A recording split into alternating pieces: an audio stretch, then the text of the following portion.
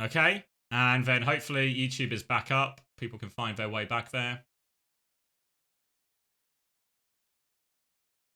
Looks good. Public. Yeah. Now my brain would rather replay the cringe shit I said when I was 17. Oh my god. So Friday, right? If you were here Friday bright and early for the career stream, you'll realise I was a little bit late because I woke up late. You know the dream I was having? I'm getting a few love hearts. Thank you, YouTube chat. You've made your way back to me. The dream I had, I was having my stag do, but it was at my old school. And it was nothing particularly creepy or sinister happening. It was just my stag do at my old school. My dad was late to the dream stag do, and that was a bit of an issue. And that was about as dramatic as it got. And then I would see people who used to go to my school. What does it mean? Anyone able to read dreams and tell me what it means?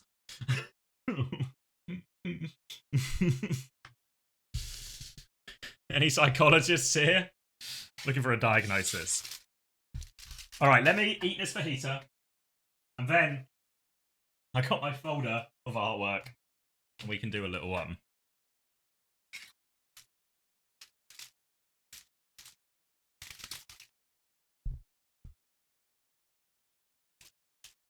Yeah, I don't ever have really recurring dreams, but I have, I guess, recurring locations. Like, I have dreams that are at my old school. And it's never the same dream, but it's just always there.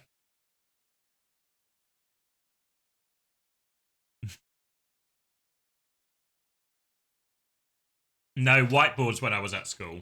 Not that old. Though, when I was in sixth form at the school, so like, I guess for non-English people, that's like ages 16, 17, 18, they had just started introducing like sort of digital whiteboards where there'd be a projector and you could draw on it with like not a real pen. That was just coming in as I was leaving school. There was like in a few of the, I guess, the prime classrooms, they had that.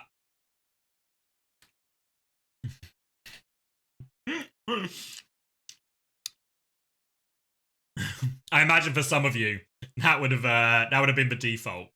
Interactive whiteboards, yeah, that'll be it.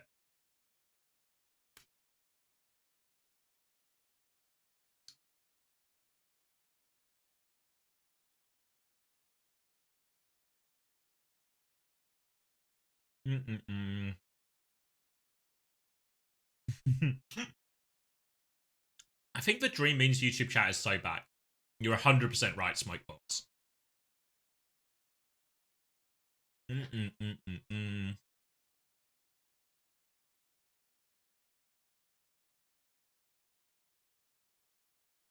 How many cigs do I smoke a day? Don't know, like 10 maybe.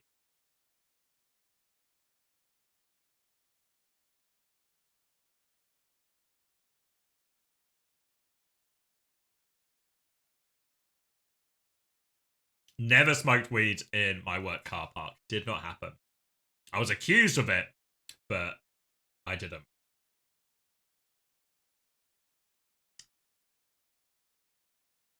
Yeah, I smoke roll-ups as well, like rolling tobacco, which my fiance's doctor did once tell her.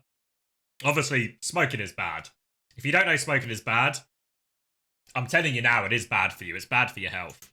But I was told that smoking roll-ups is like the healthiest version of smoking because you don't get all the extra stuff they put in like the pre-made cigarettes.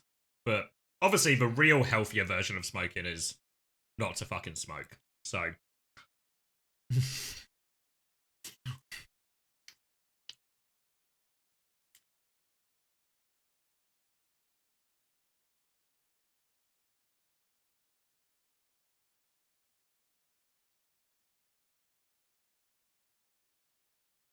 Yeah, don't start smoking would be my advice. Because once you start, it's really hard to quit. I've tried to quit multiple times, but, you know, comes in waves. I think because my fiance smokes as well. I think post-wedding, we were I think we're gonna try and like properly quit. It's hard sometimes when I think both of us smoke, is like we'll both quit, but then if something, 'cause stress is the trigger, right? For a lot of people. So if something happens that sets one of us off, if one of us starts, both of us starts, you know? So we sort of need like the perfect run together.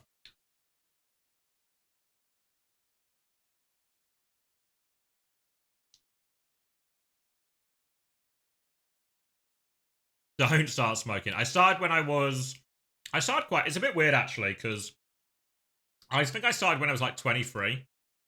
About an hour and 15 for EMEA. Started when I was about 23. Because when I was at 18, maybe a bit earlier, like 22 or something, but around that age. Because I went to uni at 18, and first year I lived with people, nobody smokes, don't start smoking, anything like that. Second year, the people I'm living with, everyone's smoking. Like everyone's smoking all the time. All the parties I go to, people are always smoking, we're out drinking, all of this, you know? Never started. But then, I mean, this is the nature of addiction, I think, but then I just started. And yeah, like most people I know who still smoke started like a lot younger than me, sort of like 16, 18.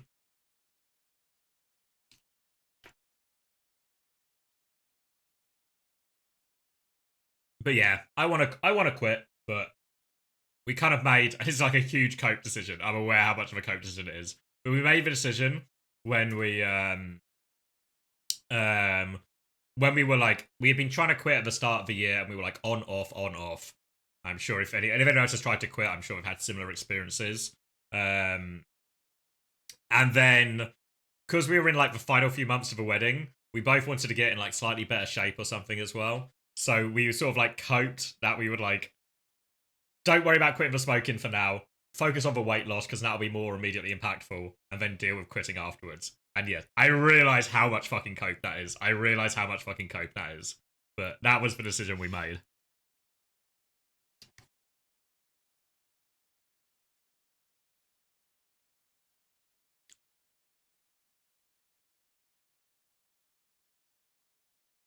Yeah, I mean the longest period I had was because I used to vape as well, and I got down on vaping because one of the most addictive, maybe it's like the most addictive part of smoking, is the nicotine in it, right? Like quitting the nicotine is harder than quitting smoking. Like when I swapped from smoking cigarettes to smoking to vaping with nicotine in it, I literally just, in a day, you know what I mean? I just went, last cigarette that day, I'll vape in the morning. I started vaping with nicotine in, and didn't like, there was no big deal to it, you know? But that's because I still had the nicotine thing. Um so it's like but by the time, I think it was when I was at, yeah, the 2 years I was at London, I was on 0% nicotine, so no nicotine in my vape, and I was really fine. But then inevitably, like if I was drunk, I'd still smoke, and then like fucking classic slippery slope, right?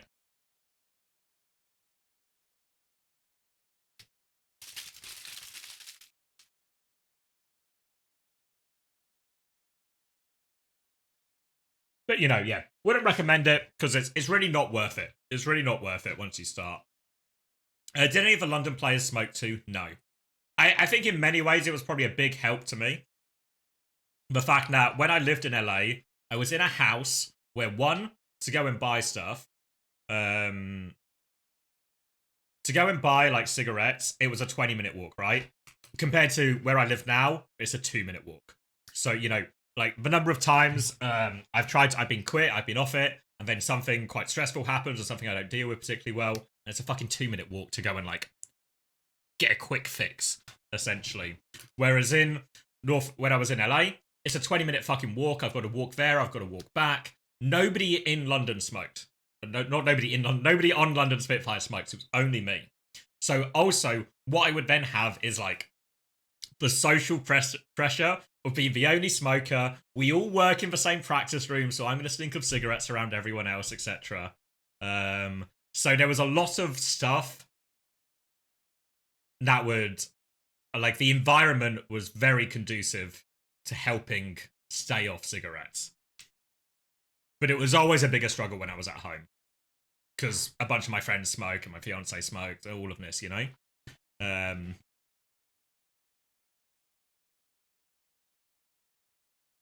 Quitting smoking is so hard. Yeah, it's the big problem I think me and my fiance have is like it can't be one of us quits and we both have to quit and we both have to stick it, you know. So it's really tough. Yeah, it works for me, Arthur. But yeah, the best advice is just to never start because you know I started smoking quite late, right? So in reality, you know, between the years of 18 and 22 when I was going out all the time still and having an active social life and didn't smoke, there was nothing bloody wrong with that time. There was nothing, you know, everything was fine. You know, the smoking didn't. There was no like no huge benefit to my social life or anything like that, but a huge net negative to my health. So yeah. Sorry, like you were saying, yeah, vaping might be worse for you as well. Yeah, like I tried snooze for a while as well. I've still got some behind me, but snooze will be probably like a good like halfway house essentially. And then do the same thing I did with vaping, where I sort of decrease the strength over time.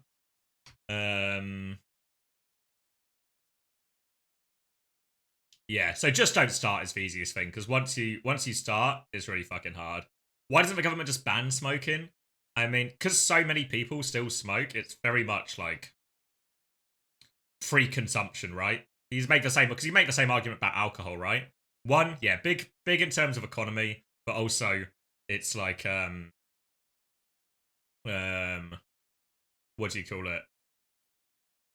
It's like it's really hard to allow somebody like there would be a big pushback on, let's say you've been allowed to do something for the first 30 years of your life and then the government tells you can't do it anymore, and it's something like, let's say they made coffee illegal, right?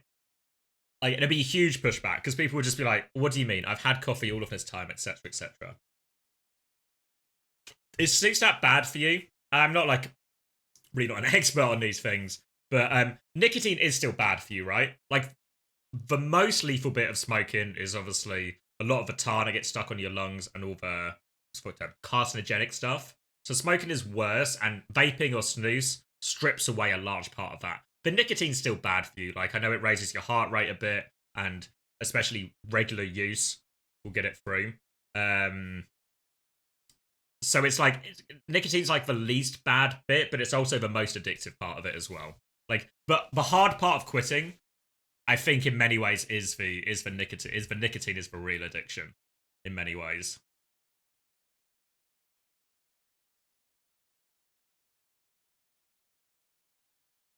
Yeah, I mean, what was true is when I vaped for a long period of time and I still had nicotine in it, I would vape so much more often because I could do it inside, just at my desk, just every fucking few minutes, little puff, little puff, little puff. Whereas when I smoke, it's more of like an active choice, you know. Um, why did you start? Peer pressure, drunk, yeah. Drunk is when I'd start because I'd just be drinking and then like we'd be hanging out and then I'd just be drunk and like, yeah, fucking I'll have one, yeah, you know. Just like nonsense reasons, really. No good reason. No like major stressful life event that pushed me there or anything like that. Just yeah, just got drunk, got addicted. Have you quit now? I have not. No, I've tried to quit and I've been off it. You know, like when I was nicotine free and just vaping. In my head, then I was like, I've actually quit. You know, like I'm still vaping, but I'd start doing it less and less and less because there wasn't the same chemical composure. Um, but yeah, want to quit, but also not in my immediate future. What's the longest I have quit? Like the longest I was nicotine free on London was probably like 8 months or so, maybe sometime around there. Like I was still vaping, but it was nicotine free. So in my head, I really felt like I'd broken the connection. You know, I still had, I guess, the habitual one, but not like the chemical addiction. How old am I? 33 now. So it's really, you know, the older I get, the greater the need to quit will be. Can we look at the art? We can, yeah. But yeah, don't start, kids. That's the easiest option. There's really little gain. Really little gain, and it's so easy for smoking to become a crutch every time you are stressed or something like this. Really easy. All right, so let me get this out. Let me shuffle the order. Right, which one can I not show? Let me find the... Which one is... This one is not okay. This one is not okay. All right.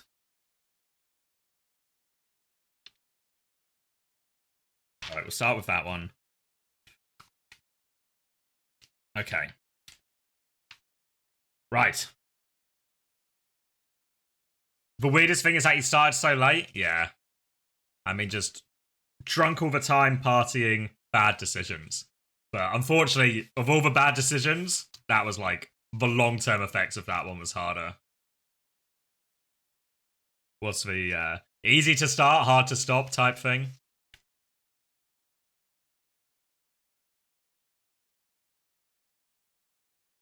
Yeah, I mean, one of the big motivators is money.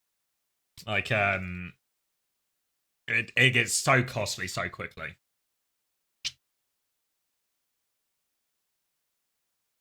But it's because they put such a high tax rate on it. But all right, let's transition from smoking to art. So, background, some of you might have heard us already, but the background quickly is, it was my stag a couple of weeks ago. We were on the train back from a brewery, and honestly, my best man might actually be the best man.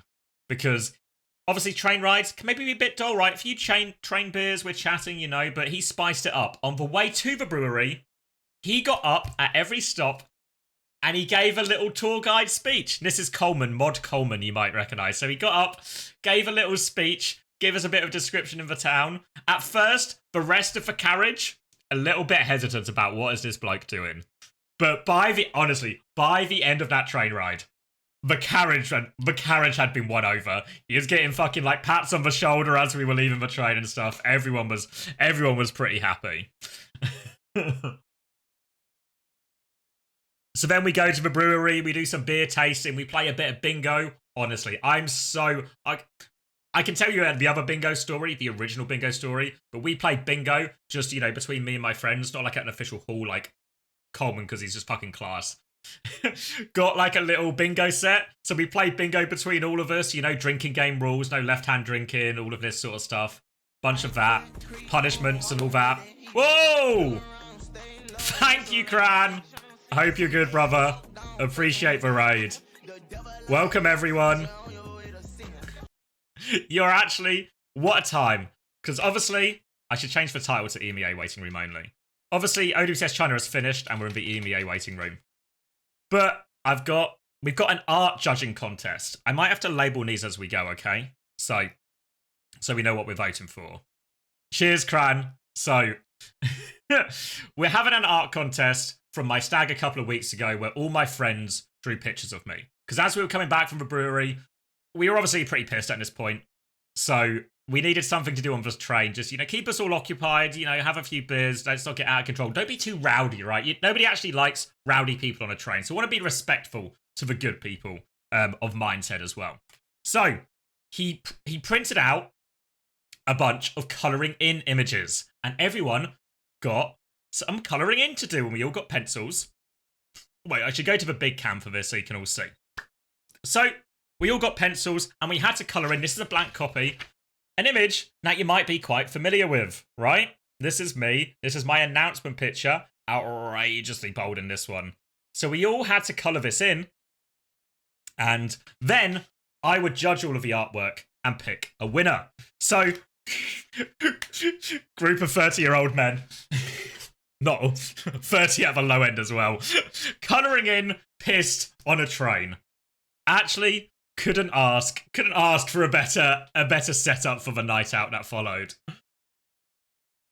So, honestly, I know who drew some of these, but I don't know all of them, okay? So I'll number them 1 to 10 as we go through, but I can show you and talk through. And we'll get to the one that I can't show you. We got about an hour still, so we got plenty of time. Okay, so I'll label this one number 1. I know who drew this one, who coloured this one in, because this was coloured in by Chris. Now, you might be looking at it and thinking, has he bloody coloured anything in? And now, an important caveat to this is Chris didn't sleep the night before, and this was Saturday when he came back from the brewery. Chris stayed up all night drinking, not Chris Tiefer, my other mate Chris, stayed up all night drinking. So it's fair to say, by the time we got to halfway through the next day coming back from the brewery, his race was run. The race was run. So the most he got, very minimalist, was this little splotch in the corner from one of the bingo markers. That's the most he got. That's the only mark he left on it. So that's option number 1 if you're into, if you're a minimalist. Why am I showing Haddy to you? All right, I need to remember to number them. So number 2. This one, I don't know who drew this one, but I don't know if you can make it out. You know, pretty standard this one, coloured in a little bit. This actually says pick me on the shirt. So honestly, I was pretty dismissive of option number 2, just because it felt a bit desperate, didn't it, you know? Felt a bit desperate to me. So, pretty basic job, all of this. Option number 3 has gone a pretty standard route. Pretty standard route, you know? I mean, I wasn't sunburnt at the time, I wasn't this pink, but, you know, some decent colouring on the background. You know, this is option number 3. You know, it's okay, right? It's okay. All right. Then option number 4. Option number 4 has got a little bit creative about it. So, this person has won. The first creative choice they've made is to give me a load of bright pink/red hair. Which, you know, some of you might notice, you might be able to see the difference, right? Also note, they've given me a load of tattoos, right? And these tattoos, so I have a friend called Matt. These are the tattoos he has on his arm. So I've been given Matt's tattoos on mine. So they've sort of Frankensteined the friendship group together. And this is the tattoo that is on Mike's leg. You guys might actually know Mike. That's Mikey A.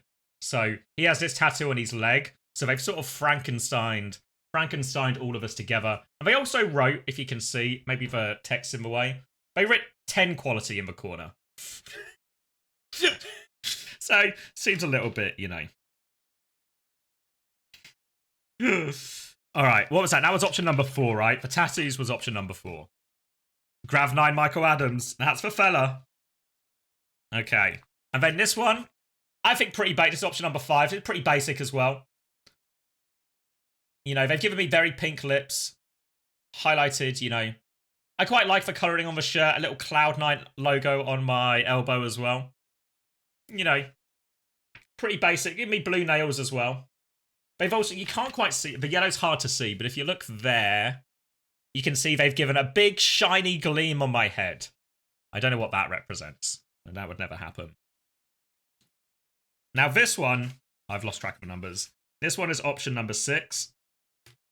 And now this one, I was really surprised, because this person was sitting opposite me, and this person is my friend named Phil, he used to play TF2 with. He's an electrician by trade. So, you know, good with his hands, I guess. But I was not expecting... Look at this. Look at this. What do we think? He's done all right there. Yeah, I know, right? I was not like... Honestly, there was shock and awe. Shock and awe when he pulled... Look at the shading on my head. Like... He's done so bloody well here, hasn't he? So that one, I mean, I don't want to influence your voting, but I think we can all agree that one's a bit of a top contender there, right? That was number 6 for one we just saw. Try hard, just good at it. Then option number 7 has strayed away from realism, but I quite like it. You know, we have gone, you know, I'm not blue, I'd argue with that, but we've gone creative here.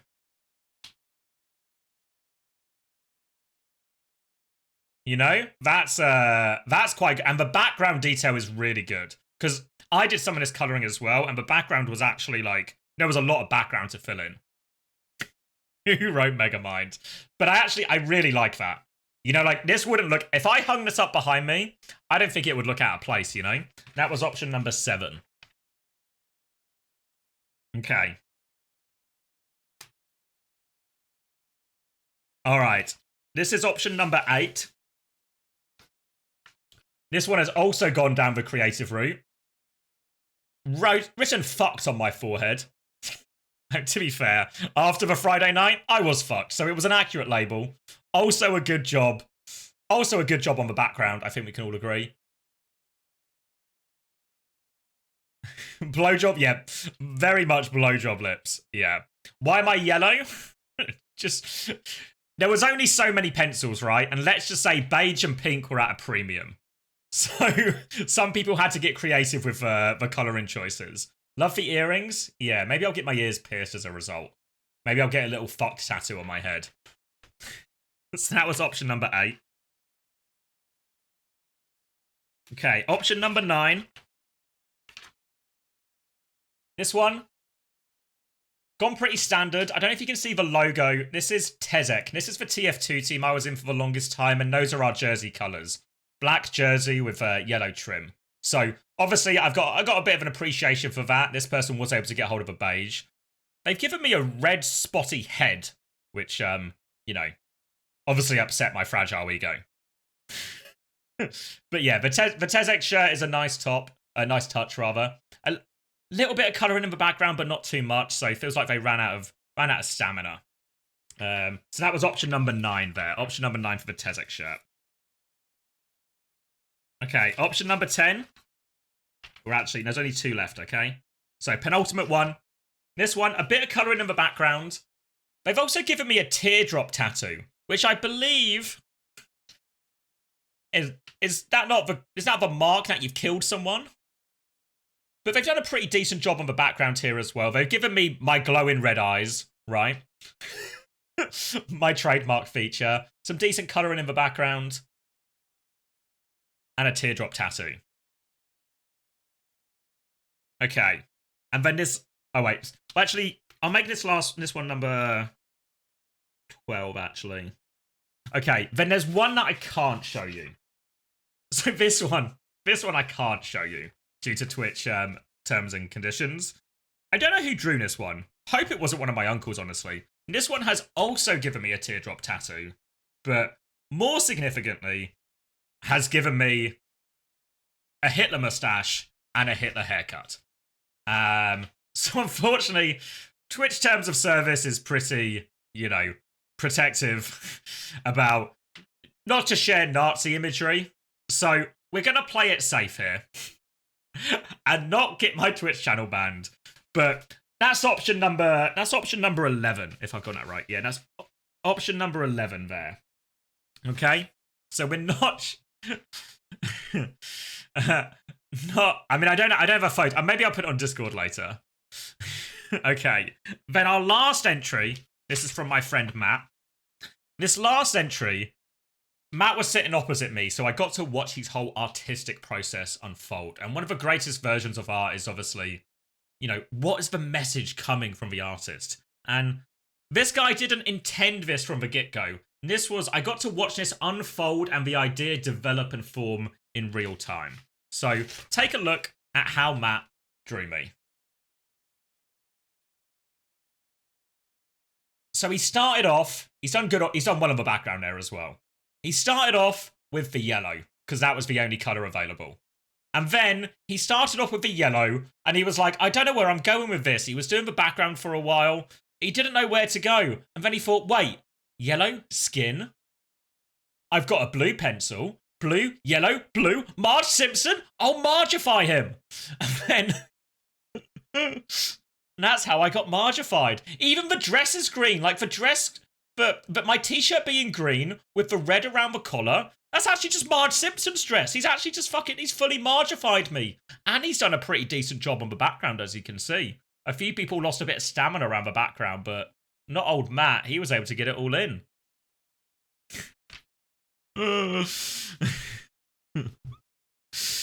Exactly, yeah. So, you know, I don't know if I have the follicles to grow, you know, 6-foot long blue hair, but I enjoyed it. All right, so get ready to cast your votes. I'll do you a quick recap real fast. Number 1, minimalist, just a blotch. Okay, number 1, just a blotch. Number 2, the pick me. Number 2, the pick me. Don't vote for that desperate motherfucker. He won't get our approval.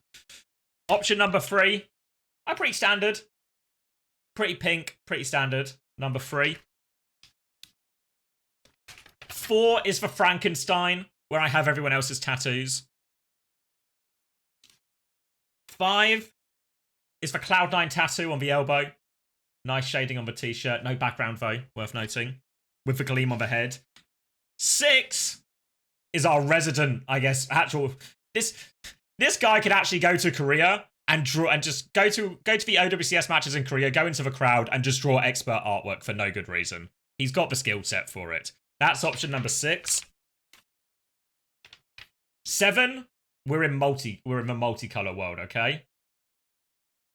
A very artistic direction. 8 is fucked and earrings. Again, great work on the background. 9 is the Tezek jersey and the red spotty head. 10 is the teardrop. Teardrop and the piercing red eyes. Some Homelander shit. And fuck me. 11 I can't show you. And 12 is of course Marge Simpson. So, everyone remembered the number in their head. Let me see if I can how many can I do? You can just type, let's see, which is the best art? So see, 1, 2, 3, 4, 5. I can only have 5 options. That's no good. Ah, fuck it. Just type the number and I'll give you an eye test. I'll eye test it. Are you guys all voting for the Hitler one? Guys.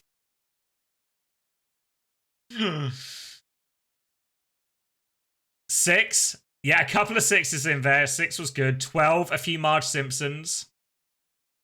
Which one was 8? 9 or 11? Let me remind myself. You guys have a better memory than me. Oh yeah, 9 was for Tezek jersey. Yeah. 9 or 11? Okay.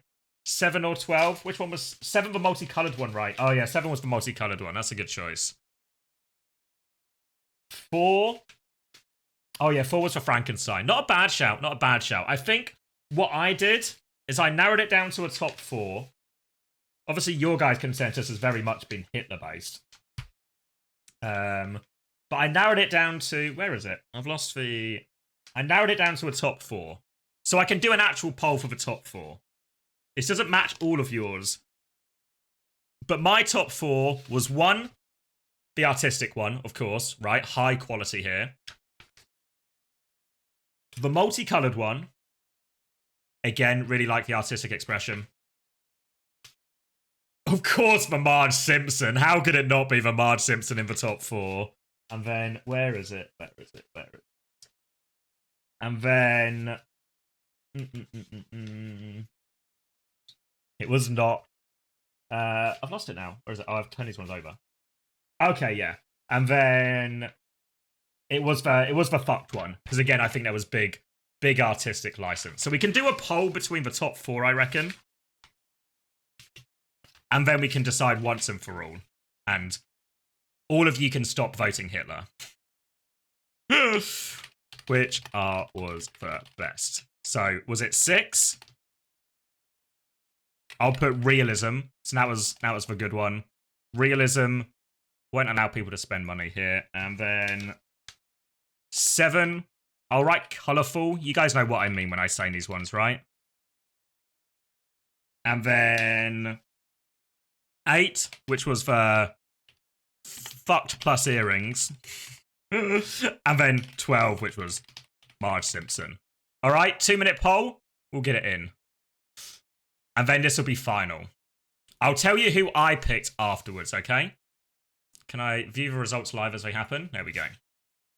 All right. I'll tell you, I picked one of these, and I'll tell you. Yeah, I'll show him as we go. So 7. This is 7, the colourful one. 7, the colourful one. 6 is the realism. So you need a close up for this to appreciate what a good job they've done in terms of artistic quality. 8, also in the creative category. This is fucked plus earrings. So a lot of creative license taken there, but inspired. And I mean, if we want to talk creative license, 12 is Marge Simpson. Look at that. I mean, thank God we didn't give him more paper. We would have been drawing that hair all day. How long have we got? Ooh. It's a decently even split. Will 11 be on Discord? Maybe at some point. Remind me after the stream, because we're going to be here for a while now. Because we don't want to glorify Nazi. Yeah, I mean, feels like it's not too hot a take, honestly. Felt I was coming in pretty lukewarm with that one, but apparently not. All right, time expiring. Currently, pretty neck and neck, actually, between Marge Simpson and Realism here. I'm going to send these poll results to my mates as well. So just throwing it out there. Throwing it out there. My mates will get to see what the people have decided.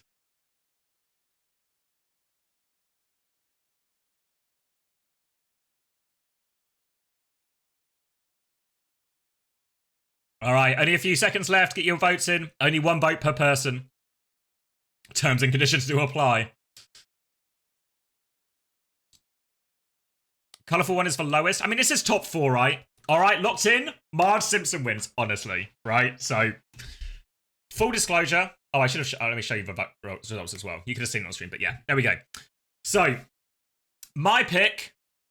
I was actually 100% on the same page as you. I picked Marge Simpson as my top one as well. It was honestly unbelievable. And obviously, you guys don't know Matt like I know Matt. But this was so out of left field for Matt. So out of left field. And when I told him, I judged it live in front of everyone. And when Matt found out he won, he was absolutely buzzing. He was so pleased with himself. So I'm actually really happy for Matt that he is now going to be my champion as well as the people's champion as well. He is going to be so happy about that. Did he cry? Not quite, but he was considering it. I mean, this is, honestly, it's so out of left field for Matt. But credit to him. When you do good, you do good. Let me... Where's my stag group?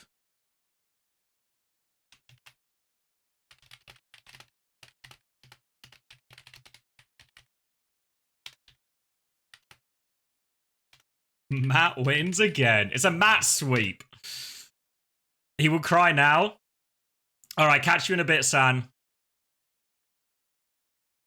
You could tell in my voice when I was describing it. Yeah, I mean, the Matt one also goes a little bit further for me because I was sitting opposite Matt on the train, so I like saw the whole process, you know, getting to see the artist work and all that. Yeah, about 40 minutes on for games. But yeah, so that was really class, that.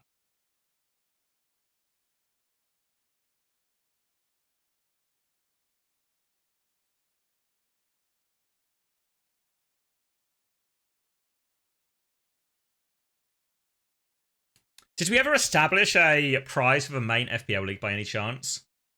I don't. Are you guaranteed to win, Job?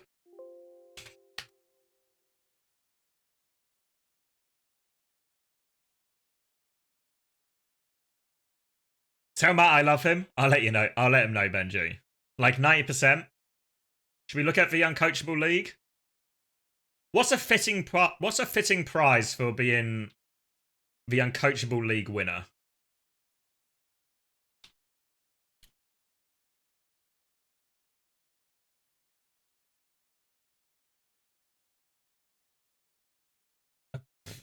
Nobody don't start at a blowjob. That's a different type of content creator, I think, that gives away these type of things. A guest spot, banned for 7 days, 14-day ban, £150. We are all over the place here. Current options of 14-day ban or £150. Coaching with Chris, somewhere in the middle.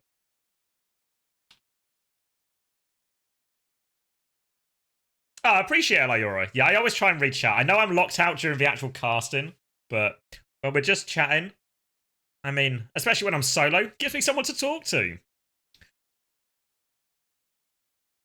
1v1 Unter and put it on uncoachable. Year of VIP. Should we just give him VIP? VIP in the channel? That feels like a fitting prize, right? Coaching with Chris is worth minus $150? Fuck. Brutal you guys are. I'd pay for coaching with Chris. Get him Unter VIP too? I feel like Unter's got no buy-in in Fantasy Premier League. Like, Unter's buy-in in football.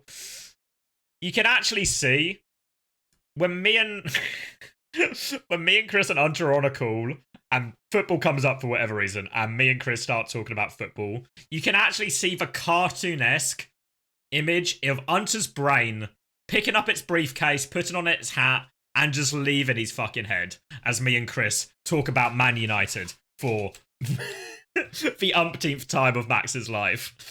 You can see him just check out. So I think he's got zero buy-in to our FPL success.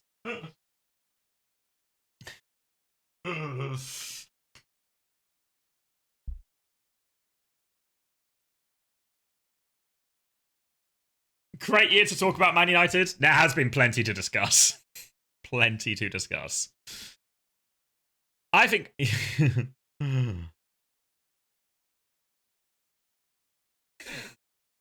But yeah, I think VIP seems like a fair reward.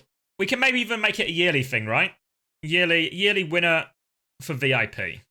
Because, I mean, you're actually winning by a mile, right? What's this, a 39-point lead?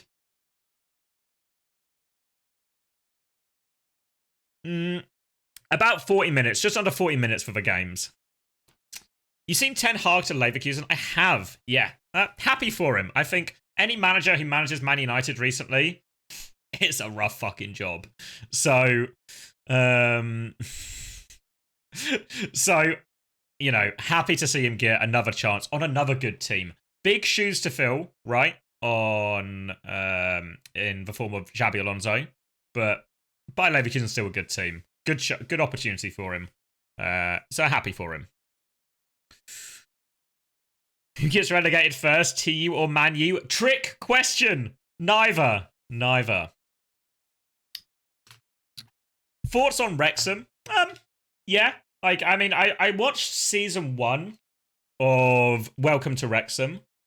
I watched it with my fiance as well, she doesn't really follow football or anything like that, and she really enjoyed it. And actually, I stopped watching the documentary, but she still watches it, like, while I'm streaming and stuff. So she's more into Wrexham than I am now, which I guess is a little bit weird.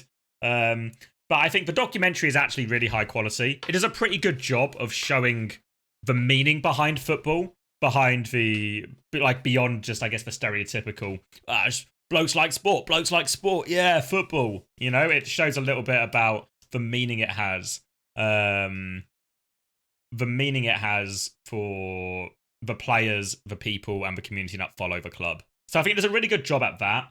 In terms of, so I think everything they've done is positive. It's positive for Wrexham, it's positive for the team. Everyone who works at Wrexham or has gone to play for Wrexham has probably also benefited as well. So almost exclusively good has come from it.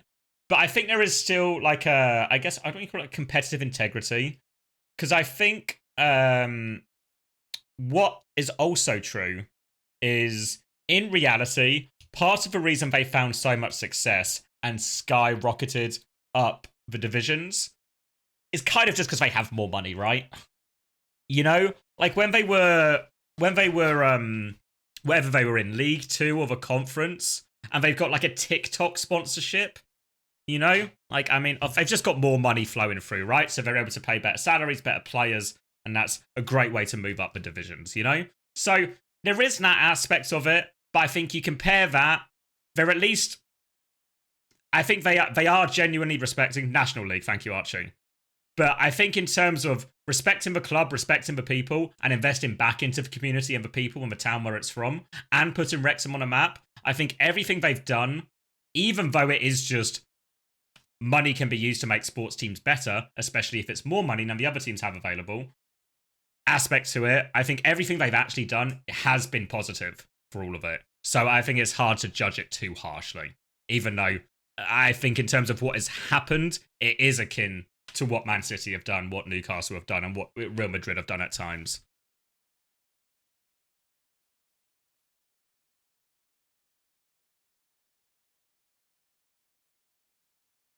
My brain is doing the cartoonish taping out right now.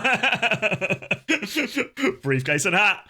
I support Man United. Man United since birth, really. I'm from Kent, so I know what everyone's gonna say. But my dad's family is from Manchester, all Man United fans. So I've been very much indoctrinated from when I was young. Though I have lived in Nottingham. As if you just wrote Ange. I've lived in Nottingham since I was 18, which is now 15 years. We're really approaching a point in my life where I've lived in Nottingham longer than I lived in Ashford. That's crazy. Wait, have we already approached that point? Yeah, no, I lived in, because when I was a baby, I lived with my parents. My parents had me at university. So I guess I was a uni baby. So I actually lived in London for the first 2 years of my life before we all moved to Kent. So I would have spent 2 years living in London as a baby. And then from the age of 2 until 18, so 16 years in Ashford in Kent. And then now 15 years in Nottingham. So we're 1 year away from going 50-50.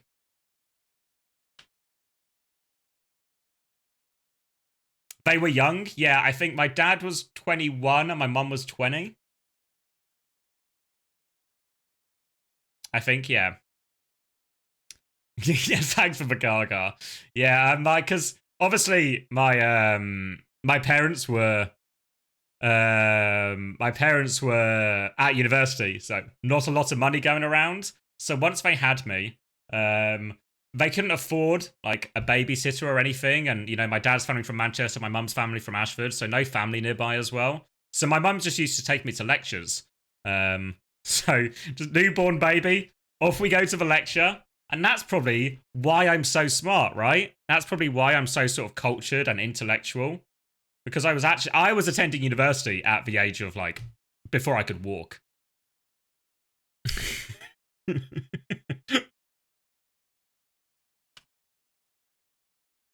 Already working on my degree before I can even speak, Ahead of the game.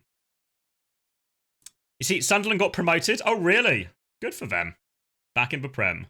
Absorbing all the words. Yeah. My mum's recollection of it, she says what happened in reality is she would take the newborn baby to the lectures and the seminars, and all that would happen is I would become a massive fucking distraction for everyone else. Because what are people more interested in?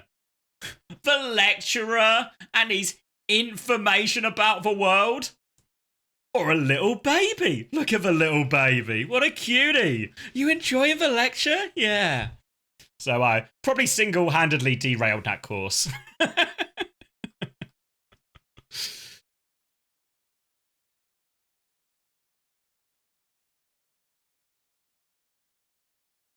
Your uni recently opened a kindergarten right next to the uni building, which is honestly such a massive W. It's free for students as well. That's great, actually. What course was it? So my dad, I never went to, it was always my mum taking me. I guess she was probably still breastfeeding at the time. That doesn't make sense that my mum had to take me.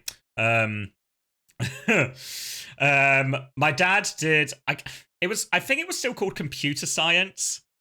He was learning programming and stuff like that. I don't know if that was the official name of the course. I think it was still called computer science. And my mum did language studies, which was essentially a study of multiple languages. You can tell I went to uni at the age of 2. So studying different languages while also studying, I guess, like the structure and origin of stuff. So it was one of her big interests. So she speaks like a little bit of, she actually speaks a little bit of everything, a bit of French, a bit of German, a bit of Italian, a bit of Latin. I don't think she remembers too much of a Latin now, to be fair, but she even learned a bit of Russian at the time as well. So like, yeah, really like a lot. Yeah.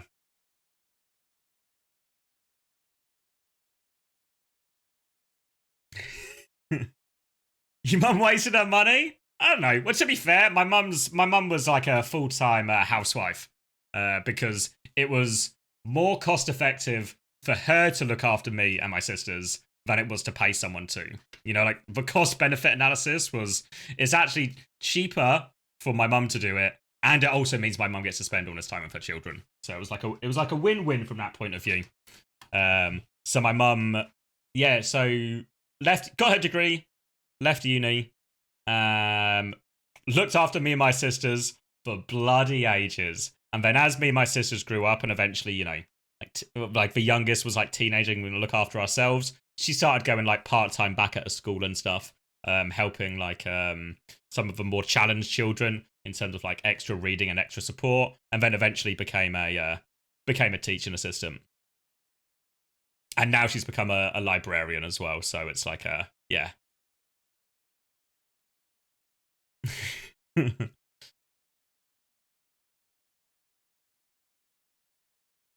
There we go. Brief history lesson.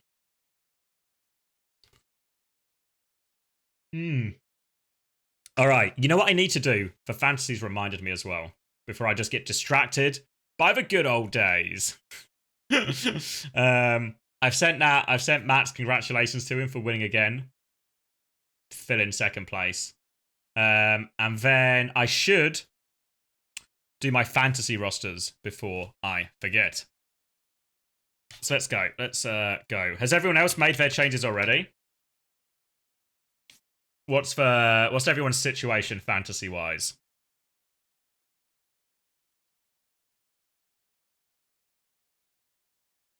All right. So a few things to bear in mind here.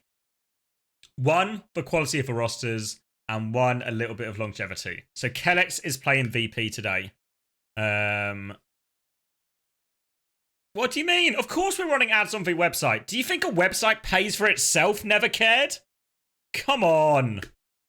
And if anything, it's a good reminder actually. If you are using the website and you want to turn off ad blocker, all the money from the advertisements all go directly to Toby to help pay and fund the website and keep it running. So if you have it in your heart to turn off the ad blocker, you can see them on my screen, right? They're not really too intrusive or anything. So really shouldn't be a problem, and it all goes directly to Toby. And helps keep the website running. So, anyway. But yeah, if you turn off the ad blocker, I'm sure I'd appreciate it. I know Toby would as well.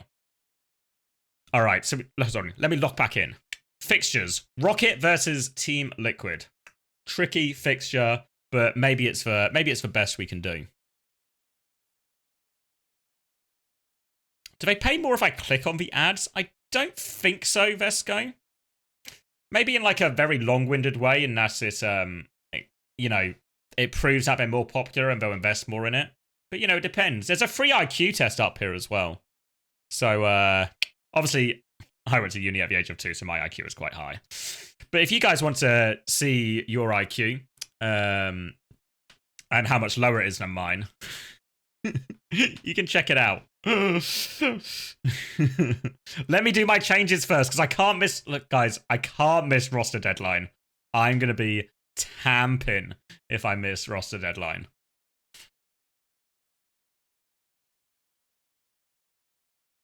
All right, so JWoo I keep, Virtus.pro, I'm going to have to sort of cop on that being a close game, and hopefully they both score positively. But I think they're all good long term. So you know what I am going to do? Step 1, we're killing Kellen.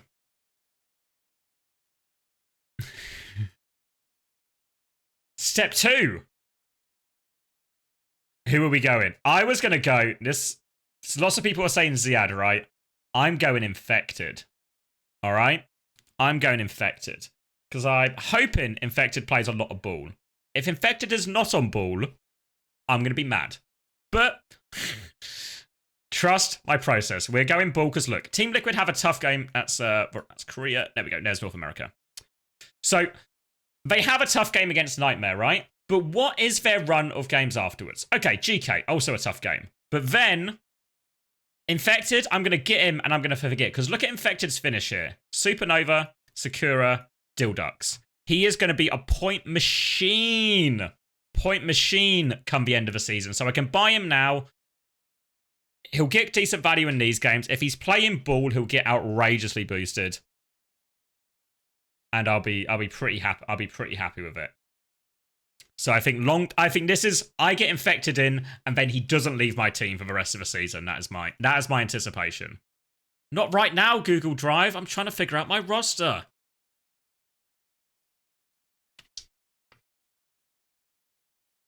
Okay. And then the problem I have is I have one more transfer left that I can use, right? But if I look at my options, hold on, I've just realized I haven't changed the overlay to the right colors. There we go. Anyway. So, if we look at the fixtures, everyone's got tough fixtures this week. VP versus Alcad, you know, going to be even. Rocket has that. But you know who I worry is going to have a rough time? It's going to be Lep, right? It's going to be Lep. Right?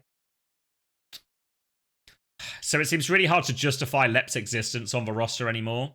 Even though Nightmare are going to have some decent fixtures the next couple of weeks. And compared to everyone else, he feels like the biggest problem.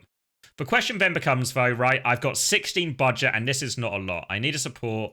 My max is 16. So in terms of fixtures this week, I could go Squid. Maybe he'll play 1 or 2 maps. I could go Yoham, who is probably the player I'm hottest on.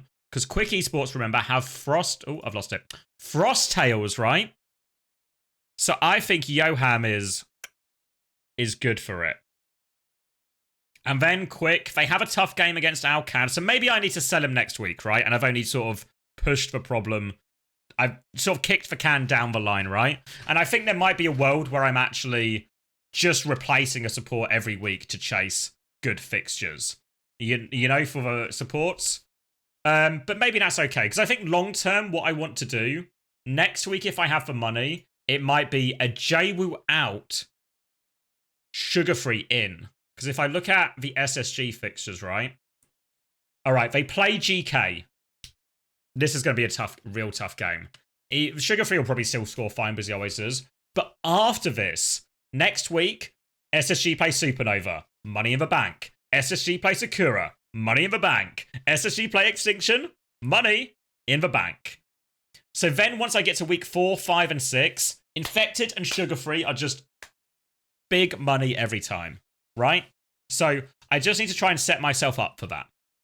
And JWoo and Sugar-Free the same price, at least at the moment. So I should be okay for that. So that's the future. So yeah, I think it probably is. Let me look at the other options though. Like Grapes, I think is a good player. I don't think they have too bad a fixture either, right? Oh yeah, they play Dildux. Wait, should I Grapes it up?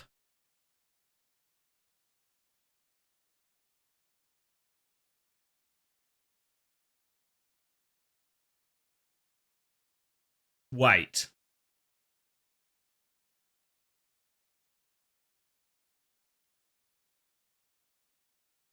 That's an interesting... What's going to be more value, right? Quick versus Frosttails. Or Supernova versus the Ducks.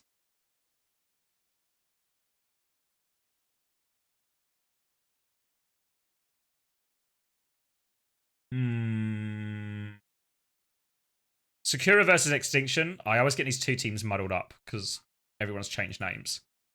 Oh yeah, Sakura is... I expect Sakura to beat Extinction. Yeah, Sakura should be Extinction, I think. Sorry to Itori if she's watching. And then Extinction having a tough game. Supernova have SSG afterwards. So I'd have to transfer him right out. But the same's kind of true for Yoham as well, right? Quick 3-0 for sure. You think Sakura might be better than Supernova? True. I mean, the thing is, I think this person I transfer in now is like 1 week and done type thing. Grapes did well in the last. Yeah, I really rate Grapes really highly as a player. Like, I think he's one of the best Brigs in North America. And we see plenty of Brig in this type of meta as well, right? And if they've got Ryan back, Supernova will do quite well. How many... Wait, just a quick show of hands by typing the number 1. How many people have Yoham in their team? For this week.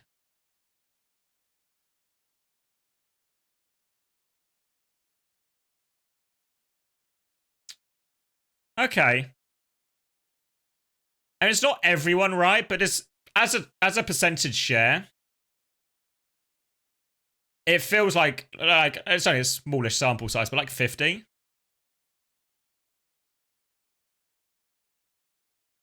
Like about 50%, right? Which is quite a lot. And people have been telling me Ryan's back, but I don't know how true it is.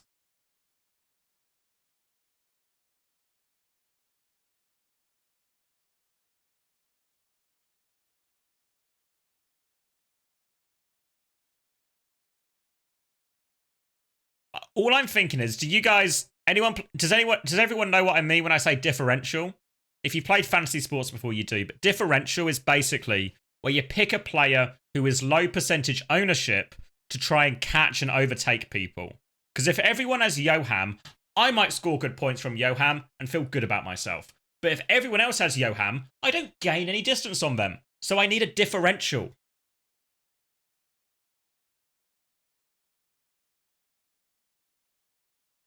Ryan was tweeting like he was going to play. Wait.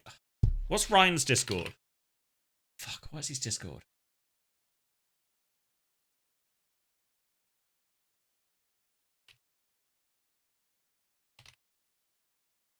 Fucking which Ryan is it?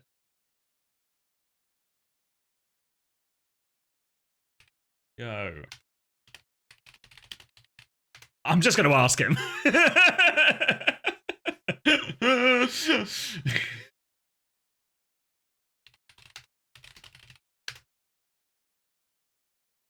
Ryan's in.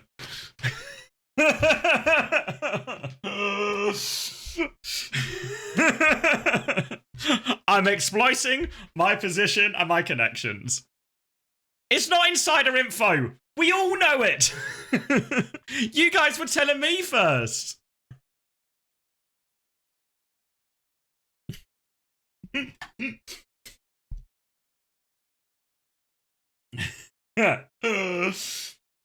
All right. Do I do it? Do I do it?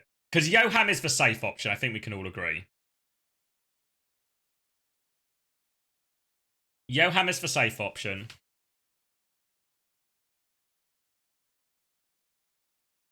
Can I afford Renko? Maybe I... No, he's not on the list, is he? No. I was thinking Renko because it's like the flex support version.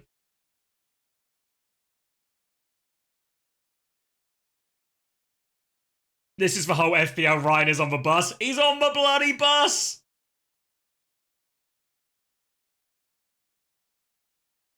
If I submitted, yeah, once you press submit, it's final light, so it's like you gotta be when you press it, you're sure.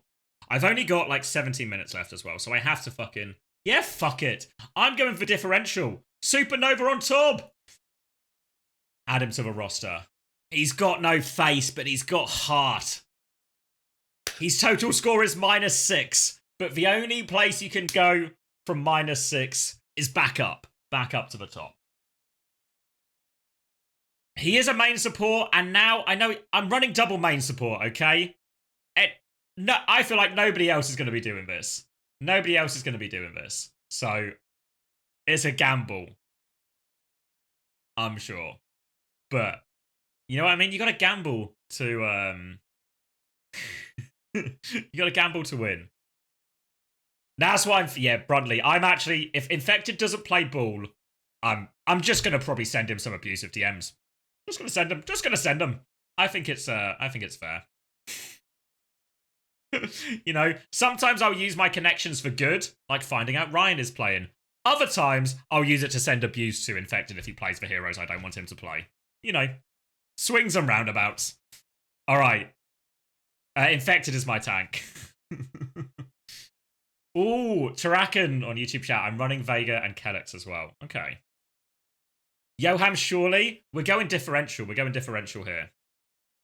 Did I gain any points from price changes? Yes. Yes, but only if I sell them. So Rocket's gone up for me. I can't remember. Yeah, I think Kellex went up as well, maybe by 1. But I only gain it when I sell them, if that makes sense. So, you know, like, once I sell them, I'll get the extra 2 back. But obviously, Kellex and Rocket both seem like decent picks for this. So in theory, I've got money in the bank, presuming their price holds. But yeah. So I think I'm in a situation where, yeah, next week, J-Woo to sugar-free, and maybe I have to trade grapes out again to try and find a... If I go to week 4... I just got to look for a favorable fixture week 4. Maybe GK support's going to be too expensive.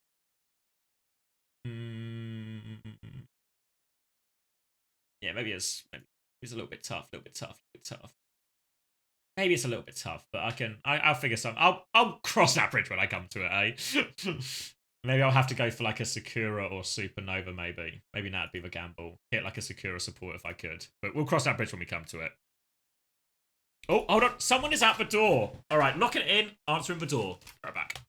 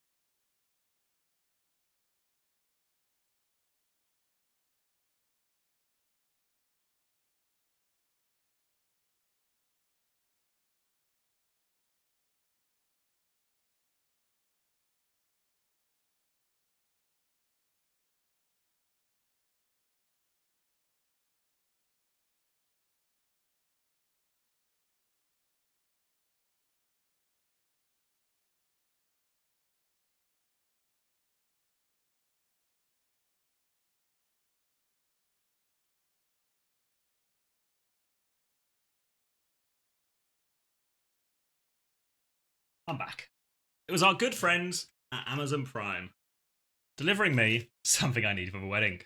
If you have an Amazon Prime, you can obviously use that to support me, to allow me to buy more things from Amazon and pour Amazon's money back into Amazon, thus making them even richer. Shout out capitalism.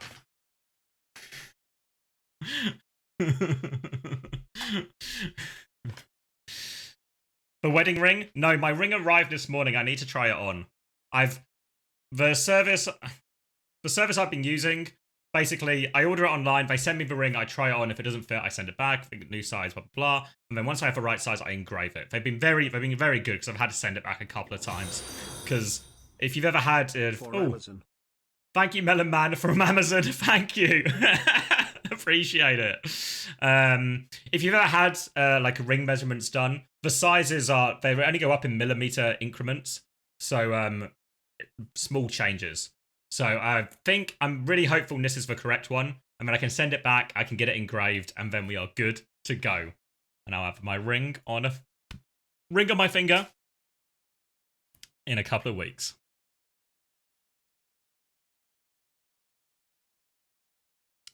Sorry, some people were saying some stuff about fantasy. We need a 6th player and maybe 80 more overall budget, then we can swap our 6th player in and out and doesn't take up a roster move. Yeah, no, it's definitely an idea we considered, because I know they have it in other fantasies, like starting roster things, so it's something we've considered. Definitely, like, I expect a lot of changes stage 3, but it's definitely something that's on our radar. It's a good idea.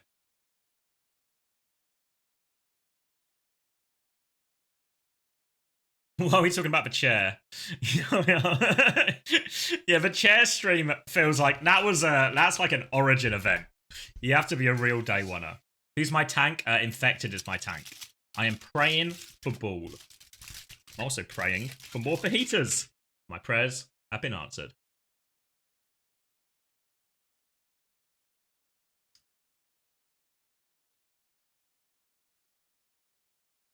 Rate the roster. Ziad, Wamon, UV, and RuPaul. Yeah, that's a good roster. Fuck. It's a good roster.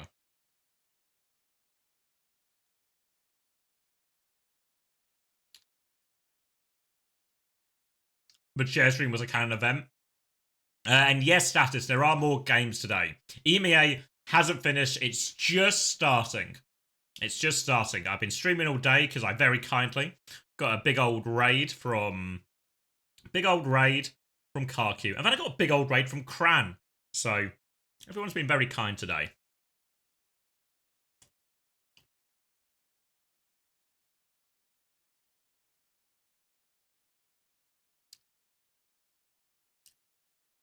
Not promoting gambling, free to play. Free to play. UK law dictates I don't need a gambling license to run this site. I've done my research.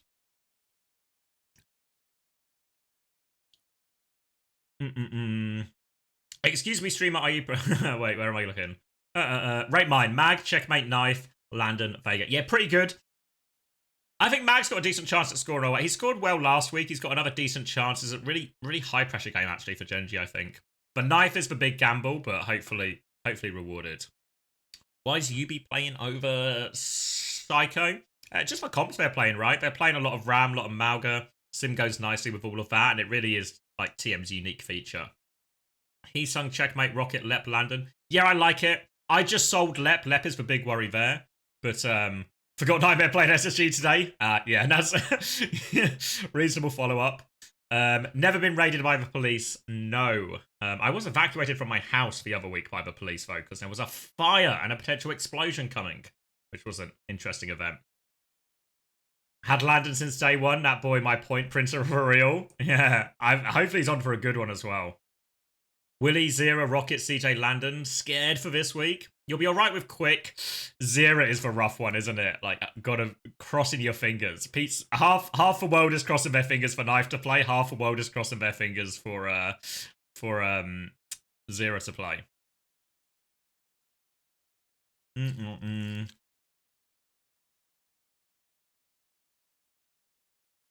One no Career of Fantasy is coming stage 3. Coming stage 3. We had like, it was a bit more difficult to get the data. We're partnering with Overwatch Analytics for Stage 3 to use their data, so we will have Korea for Stage 3. Touch wood. Pressure on Toby. Toby will sort us, so he's good for it. There's actually too many rosters for me to do all of them. Just saw an OWCS chat that Proper is bench. Any clues on this? Yeah, 9K said it was for a greater good for team synergy and all of this. It's all a very odd situation, but Proper very much seems to be on the outside now of Falcons, which is crazy, really. Crazy. He's such a good player still.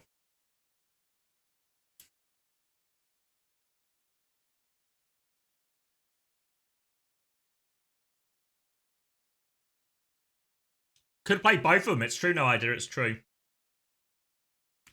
Right. Hold on.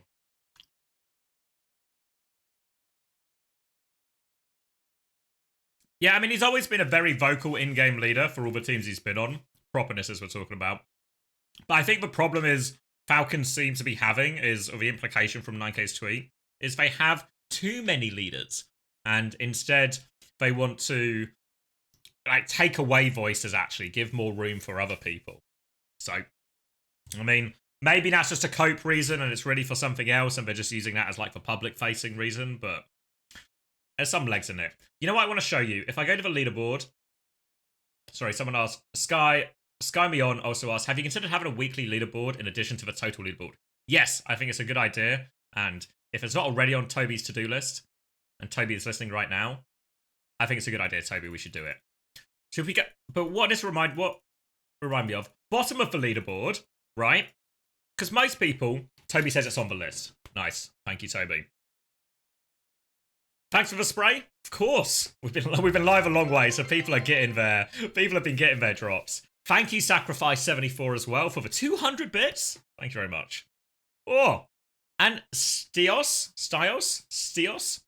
Thank you for the tier 1 30 months as well. You know who's at the... So most people play fantasy. Emoji, drooling face emoji, drooling face emoji, drooling face emoji. Yeah, thank you. Drooling for that train. Well, most people are playing fantasy to win. To get the most points possible. A few people are playing to have the worst team possible. The biggest negatives you can imagine. Some people have been doing this on purpose. Some people are having a really bad couple of weeks. But you know... I don't know if you're having this in other countries, but in England, you know what they call last place? They call it the wooden spoon, because, you know, you would give a wooden spoon to the last place as a bit of a joke prize. And do you know who? Thank you, I'm going to say it wrong maybe. Oh, Jack Kirman for the community gift. Congratulations, Juno. You know who is in last place right now? Wooden spoon! I see their intentions. They are competing for the wooden spoon. And they're bloody odds on for the wooden spoon, aren't they? We're going to really gloss over the two people who have named their teams after my Rose toy as well and are equally doing quite poorly. Glossing over those completely. Best team ever. I think clear results as well. But if we scroll a little bit up, right? Like, look at this team. Look at Adri here. Because actually, look at all... Like, Adri isn't taking the piss, right? I don't know if you're here. I'm sorry for calling you out like this, Adri, on such a public platform. But Adri isn't taking the piss and trying to score negatively, right? Adri is genuinely competing. Vessler, Zodial, Shockwave, Kaneo, Natsuki. It's just been a bad couple of weeks for poor fucking Adri. Because that team on paper doesn't sound too bad, does it? It doesn't sound too bad. You know, they've obviously... Natsuki's been using their budget option to enable their other players. But, like, around here, there's a few people with real teams. Just in the struggle zone, you know?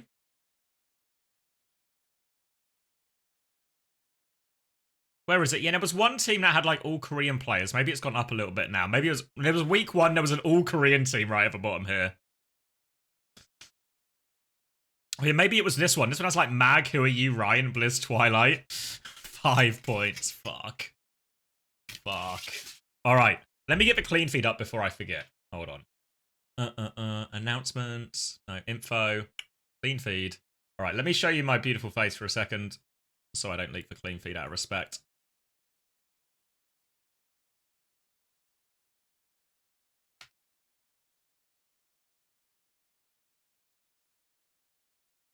Wait, I can close this now, I think.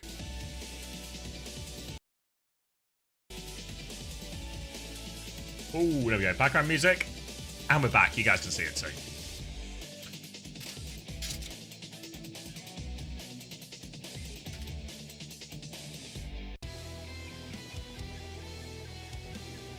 Do I have someone co-streaming with me? No. Hunter left me, jilted at the altar and all that this morning. Chrissy stopped in, the kind man that he is, the future champion of EMEA Stage 2. And yeah. Yeah, appreciate the offer, Oren. But yeah, I'm going to solo it. Don't you worry. I mean, how long have we been live? 9 hours? Come on. I used to work longer shifts at the cinema. Let's get this going then, right? Let's get some preds. Let's get locked in. Because our first map is a fucking banger. We got treated. We got treated for some great Overwatch this morning. And we're going to be treated to even more. Let me do, let's see, OWCS EMEA. And then it is Virtus.pro versus Qadsiah. What a fucking way to kick off EMEA this week, huh? Get Apply to be an FBI analyst. I mean, honestly, Apply is so into it, and I've got so much time for it. Our career and sorry, I just saw it, Torrican, on YouTube. Our career, NA and EMEA are going to be joint or separate. So yeah, there'll be 2 fantasies. There'll be the plan for Stage 3. There's a career fantasy, and then there is NA EMEA like we've had for Stage 2 still. So there'll be 2 separate ones.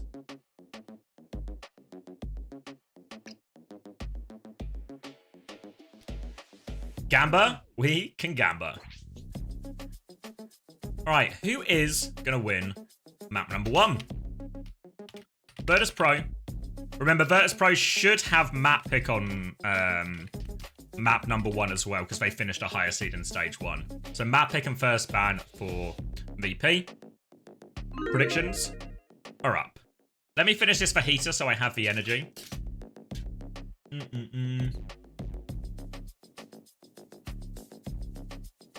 Ha! Hold on.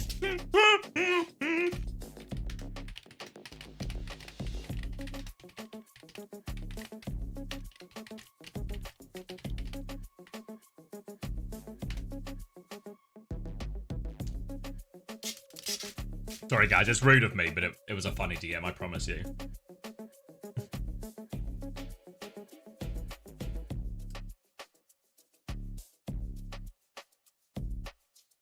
Are you planning on doing one for Esports World Cup?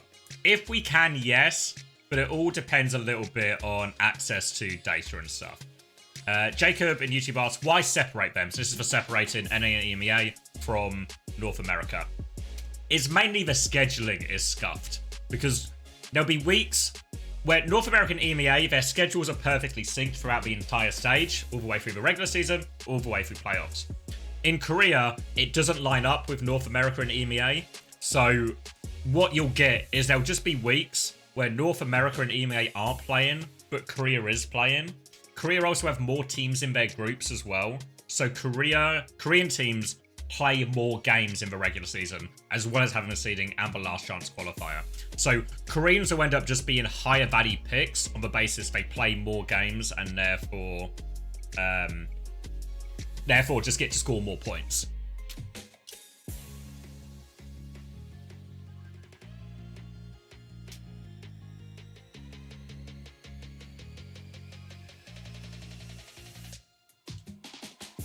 Can you have a rundown of the best players in Fantasy? Yeah, I think it's on... I mean, Toby will have better access to the stats than me. But if I'm not mistaken, Toby, this leaderboard on the front, is this just for last week? Right? This is just the most recent week, not the overall totals. So I don't know if Toby's any more data that he can pull out of a hat for me. But I think some of the best players so far, I think Ziad, Sugar Free are both at the top right. And these are maybe the two highest players. Oh yeah, good point. Good thinking, Ayua. So yeah, if I sort by total points, can you see this on the... Let me do this for you. Oh wait. Have I made it better or worse? I've made it worse. Wait, what if I do that, but then do that? Can you see? Okay, yeah, this is... You guys can see now. So yeah, this is sorted by total points. So Ziad at the top at 74. Second highest score, 62. Checkmate up now with 54.5. Landon also on 54.5, our highest value support. Rocket on 52.5. Great score for its price. 60.5 for Painkiller. Yeah, Painkiller and Rocket have definitely been like the budget buys. Even Landon as well. Wait, Toby's linked me something. Oh, I'm opening the spreadsheet. Oh, okay, this is be like, I'm on view only. Wait, if I edit it, will it fuck it up for you? Do you need this for something else, Toby, or can I just like fuck around with it? It's fine. All right. Wait, let me.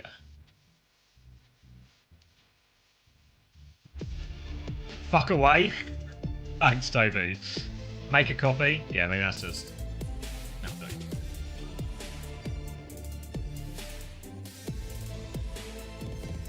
And then where are we going? Total fantasy score, sort Z2A.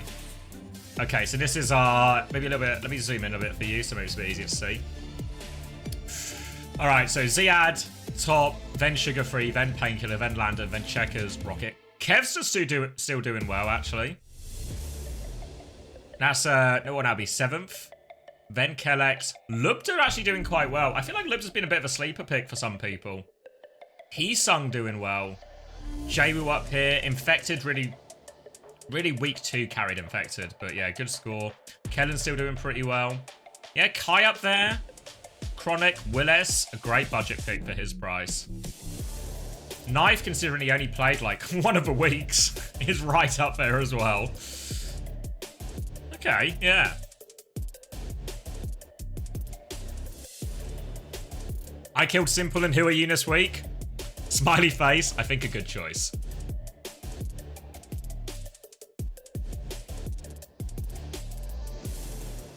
Yeah, this'll... Yeah, because there are double fixture weeks, obviously those players will definitely get a boost, right? I think it's why we see so many of the Alcad players up near the top. Hit scan aren't particularly high. Yeah, I mean, if you look at the top scorers DPS-wise, it's like Flex DPS, Flex DPS, Flex DPS, Flex DPS. Hits... Lubs is the highest hit scan. And then we have to go all the way down to Chronic. There's loads of Flex DPS before that as well. But that's enough talk about fantasy.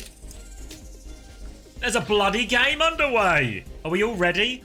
Virtus.pro versus Qadsiah. This has become an EMEA classic, has it not? Crank that music. All right. And we are going to Sanctuary. The bans were Lucio from Virtus.pro to try and enable some of their greedier compositions. Qadsiah have targeted Ash to stop Shockwave playing that. But Shockwave, he's not interested in the Ash. He won't be throwing dynamites. He has locked the legs. A Sanctuary. Another classic here. He will be playing the angles, playing independently. Checkmate and Landon are going to be in this DPS duo. The Tracer and the Kiri on the left-hand side. I got the press chat, don't worry. Lubda's going to get this opening pick onto Gala, though. We're not seeing a whole lot of Lubda on Freya comparatively, but strong opening pick, and now Checkmate forces for Lamp, and this has caused a bit of separation for Vess, and that's going to be easy pickings for Landon. And a strong first fight for Qadsiah. Already stemmed from the back of that pick. This is such a big and open map, and the way VP want to play is slow and controlly around all the angles. So as soon as you pick off a couple of those players, their ability to control these angles is gone. So all of a sudden, it starts to fall apart, and we're going to see VP. They did this last time as well. They start on this greedy Sigma comp, they lose first fight, and they swap all their heroes. So 5 swaps for Virtus.pro leaves them in a narrow ult deficit. But a comp matchup, that's a lot more reasonable. Juno Brig should be better than the Juno Kiri in a D.Va mirror. Tracer and Freya should be as good as a Tracer. Freya will all come down to the players. We're going to see another aerial duel between Lubda and Shockwave going head-to-head now. Lubda wants to swing right-hand side, but Checkmate's just got him the back and he's killed Gala.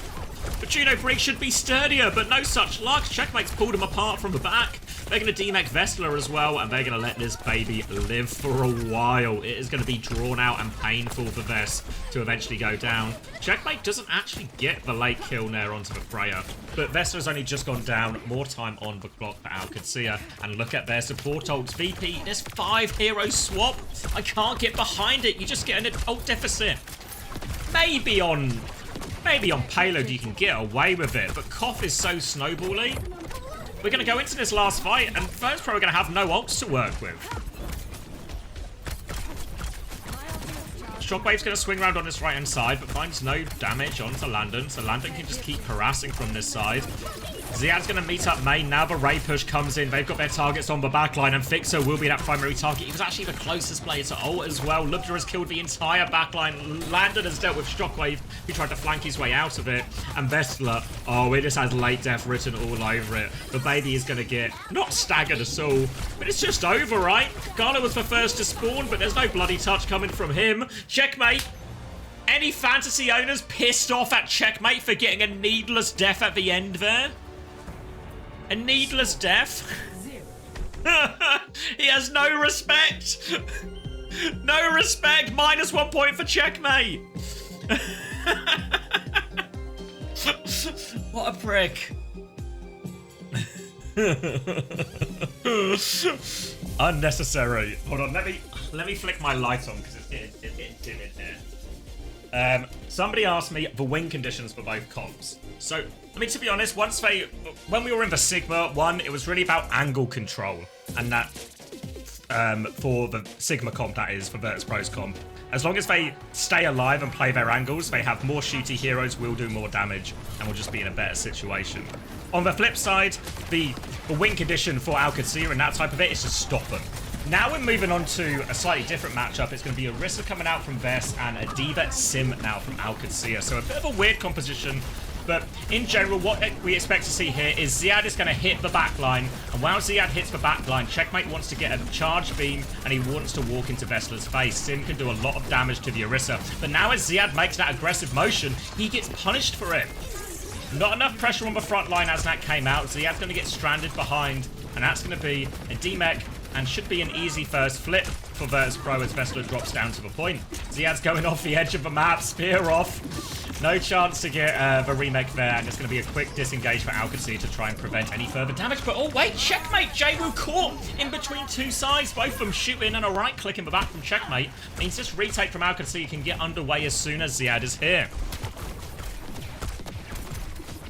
Swinging out immediately onto the high ground. Vestler's conceded a lot on this space. Ziad is now mirroring the Orisa. So in theory now, Vestler and Jwoo are better at killing the backline. Checkmate is better at killing the front line. So Qadsiah can play pretty simple Overwatch. Trade cooldowns at the front, get Checkmate's beam going. The difficulty is keeping Checkmate alive. Sim TP for harassment. A right click onto Gala. 2 right clicks onto Gala. Top of your screen on that one. A great pick from Checkmate. They've lost Kellex and Fixer has the rally though. So Virtus.pro aren't done yet as that rally pushes them over the edge. Qadsiah supports both 5% short. And Fixer rally saves the day for Virtus.pro as we get a pause. And hopefully a chance for me to... I just need to correct my lighting slightly. I'm a bit fussy, but I'm gonna dim it down to 77% because I think it looks a little bit better. And what are we all here for? The Overwatch, some of us. The fancy tips, some of us. The sarcastic and chaotic energy, some of us. But we're all really here for good lighting.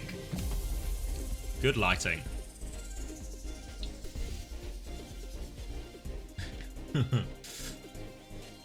Doesn't count, right? The Checkmate's death counts, unfortunately.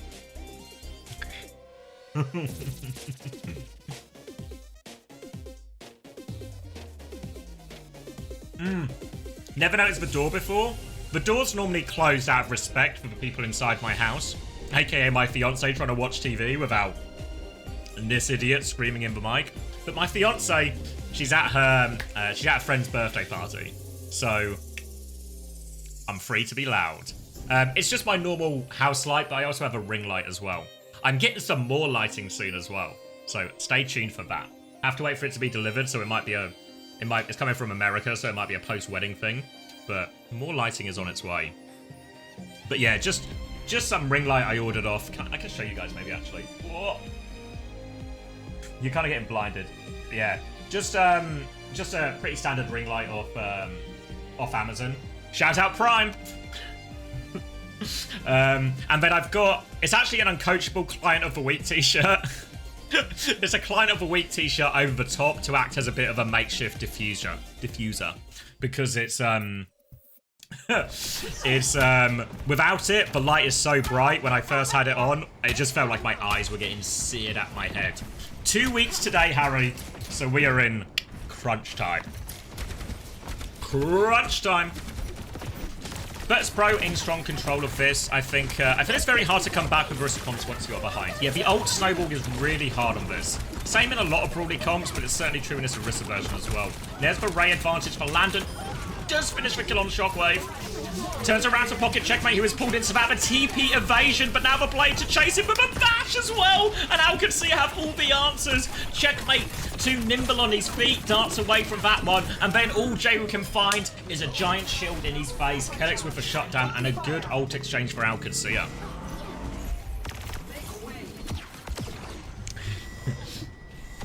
Does mean that was double support ult invested there for Qadsiah, so a heavy investment. Now it's going to be a Ray push from Gala, and while Qadsiah have the symbol, the Ray is one of the better ults at finding it. So if Qadsiah can find good Terror Surge value here, they can just try and disrupt that Ray value from Gala. For now, though, pretty far back, actually, as Shockwave will swing out. Ziad's going to make that move forward now into the Ray. Terror Surge to pull them all back in. Symbol to help him out a little bit. Ziad's going to get speared afterwards, and Shockwave's going to take this duel, but has to reload.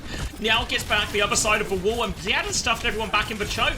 He doesn't know where they are. Ziad thought he was going to catch a low HP Freya, but the Freya was in the sky. He was looking at the ground, but she can fly. And then everyone comes to punish Ziad. Tank opening for Virtus.pro for this retake, and they should be able to clean up from here. Jaywoo good for one. Lupta's still in and around finding trades, but every shot and bolt connected for Shockwave means they will clean this one up, get themselves back in control of point, and we are in an emergency touch situation for Qadsiah. Do they have the speed? Do they have the gusto? There's a body block underneath from Fixer. He won't let him through. Guarding lower. 1 more percent. Can he get on? He dies beforehand. Lupta's going to get on instead on the Freya, but they have no tank, and it's just a Congo line to their death here. And Virtus.pro tie us up 1-1. Whew. Need to crack another cold one for that.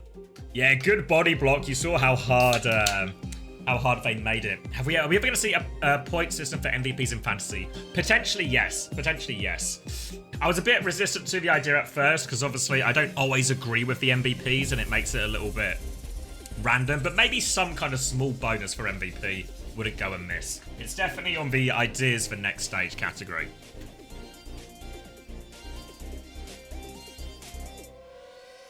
Lupta versus the world is what Unter would have said. It's like he's still with us. 3 times points for MVP. Grow up, shield me. Alright, D.Va Sim again for Qadsiah. So similar matchup here. Can they get the D.Va onto the back line and occupy it while they beam down this Orisa? Some of the keys that Qadsiah need is really high energy on checkmate before they commit here. Everything a little bit simpler for Virtus.pro. If as long as they can keep the back line at bay, they can just play to punish this D.Va. You see Ziad is already getting poked out there, and I wouldn't be surprised if Ziad actually just swaps when he gets the first opportunity. For now, a TP in, just for the D.Va to get this D.Va onto backline, but Freya swings the other side. Pressure coming in, and Virtus.pro take a step back to point. They're now on the low ground, but they're alive for now. Really, Virtus.pro, they can't stay here forever. They need to find a timing to push out, or they will get poked down. They're trying to flip the map now as well. They've given them a bit of a flip. Ziad is pressuring point, but they have to come back and fight around them. Bestless has got the kill in the back. Good push out timing from Virtus.pro. Just an anti-timing read from Qadsiah. Qadsiah take the worst position as VP get the rotation for free. Should have been much harder for VP to walk up that slope if Qadsiah were ready for it.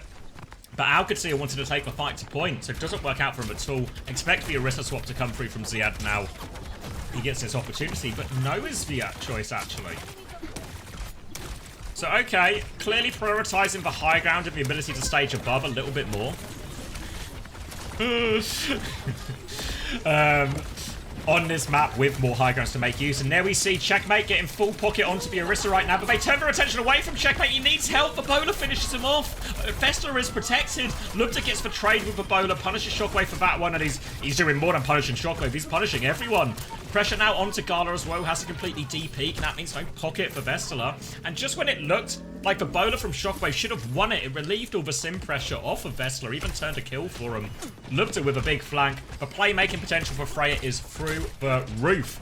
So much impact you can have on this hero, and Lubda's done pretty well so far in this opening Busan. Gonna be a Ray retake for Landon. He does have it 20% sooner as well, and Kellex will have this rally too. Landon clearly getting through it a bit more work. Oh, torpedo swing from Gala to keep him alive. Rally in exchange, but here's the Ray. There's a Terror Surge in it as well to clean him up. Kellex goes down, doesn't actually get to that rally, and what should have been a support ult advantage window for Qadsiah doesn't come off at all. Now it should just be clean up on the point. Praying for a tray if they can. Nice little spear out of the sky from this. He'll clean that up. So he had found a trade in all of that as a baby. And they'll have to wait for Fixer. But now Virtus.pro have a very favourable ult situation. They have a Ray versus a rally. And if Kellex walks into that Ray, he's going to be made mincemeat of. Even worse, there's a Blade to worry about as well. So Virtus.pro have the combo to potentially close out the first map here, if they can get it off. They just need to make sure Qadsiah are close enough and there's no TP shenanigans for a disengage or a flip. Making Qadsiah walk all the way in right now. And Lubda, another opening pick. That's the Blade down. What a pick from Lubda. The perfect pick. Now the pressure onto Vestler. He's been forced all the way back. Low HP on point. Kellex wants to drop the symbol and the rally to meet the Ray. They bash in. They killed Gala immediately. And they can't get value out of this Ray because they are just dead to this symbol and bash. Vestler's going to be forced all the way out. And Lubda has saved the day. Oh my god. Does anyone have Lubda in fantasy? Because he is cleaning house right now. Bola was thrown into that as well by Lubda, and to be fair now, Qadsiah looking a little bit slim on ults, really need Landon's Ray. Virtus.pro going to come back with both DPS ults. Potential for them to wait for the Terror Surge and do some kind of Terror Surge Blade combo. Landon's Ray can live through that, but it's not straightforward at all. Bola comes out, pressure onto Checkmate, who gets the Sim TP up. Evasive maneuvers. Now Landon's going to pop the Ray in response to this Blade. Jay was getting marked out as well. Fixer also forced to repel. One more slash in, but into a Terror Surge tries to pull him in. They tried one final combo, but Landon just lives all of it. He's just beaming them down. Checkmate on the angle. They get pushed back, and we're down to last fight territory, and Virtus.pro have to go fast. They have a rally if they can get there. Jay has gone Tracer for the touch. But Qadsiah, they're holding forward. They want to make this touch as hard as possible. They are looking for that Tracer. They want to make Jay-Woo's life hell right now. Jay-Woo is going coast, but there's Sim turrets rally to come through to help the touch. They're just full pocketing Jay-Woo, trying to force it through. Jay-Woo does trigger overtime. Fixer's even killed Kellex on the way through. They're right in this Virtus.pro. They just need to keep staying on the point. Fixer is isolated, but the rally keeps him alive. Ziad has to back it up. Nearly has the bomb, and another pick from Lubda. Ziad still has the bomb. The Bola's been eaten. Vestler trying to get onto point. Here comes the bomb. Lubda finishes off a low HP Vestler. And it's just for desperation. Just two players left. One more touch from Jay-Woo. Gala so low in the sky. Lubda will headshot him. Just the Tracer now. Jay-Woo has it all to do, and he's got no help. He's got no friends. And he's lost the first map. Qadsiah take that.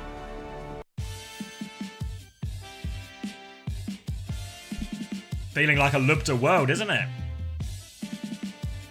And also, it certainly feels like this Virtus.pro Qadsiah series is going to deliver everything we want out of this type of matchup. Alright, let me finish my fajita.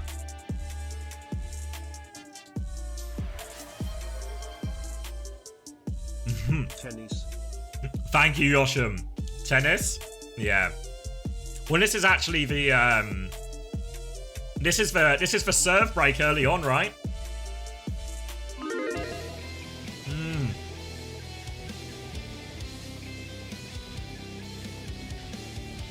Close that.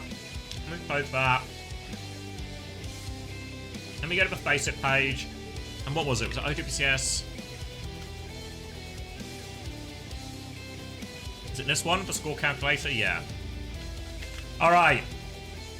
How big will Lubda's numbers be?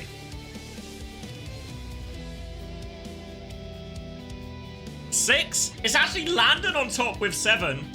Landon's a point machine, isn't he? You guys seeing this? Only one of the checkers. I got 2 out of Kellex. 1 out of Jwoo. Checkmate only with 1. Would have been double that without the late death. Yeah, 14k healing, 2k ahead of Gala. But look at the damage difference here as well, right? Like, he's like 1.8k ahead in healing, ahead of Gala. But he's on 6.5k damage compared to Gala's 2.9k.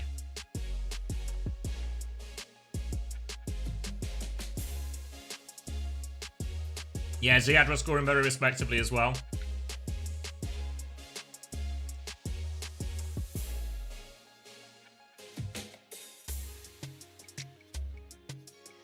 No. Oh yeah, he did play Kiri on Sanctuary, right? So that was probably where he got a boost from it. That's true. Good point, good point. Alright, Preds for map number 2 open. And guess where Virtus.pro have taken us, huh? Guess where they've taken us? Circuit Royale, where else? A VP Classic. Expect them to protect Sigma here. A Ram ban, probably very much on the cards. Counter ban from Qadsiah. Maybe a Farah. Hero very commonly banned on Circuit Royale, just really annoying to deal with.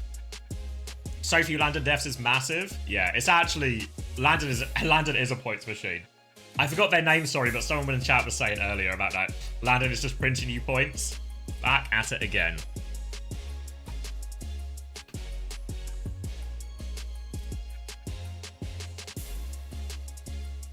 Lub just downloaded the Freya character. It's over for everyone now. Yeah, I mean, if you watched a couple of weeks ago now, you watched my interview with Junkbuck. Felt like he was baiting Lubda a little bit in my interview, you know, if anyone remembers that. Where he was like, yeah, Lubda's a really good player. He needs to practice more on other heroes, you know. He has such high talent. If only he practiced more on some of these other heroes like Freya and stuff. Seems like Lubda might have been putting in a couple of hours here and there, you know. Bit of practice, I think.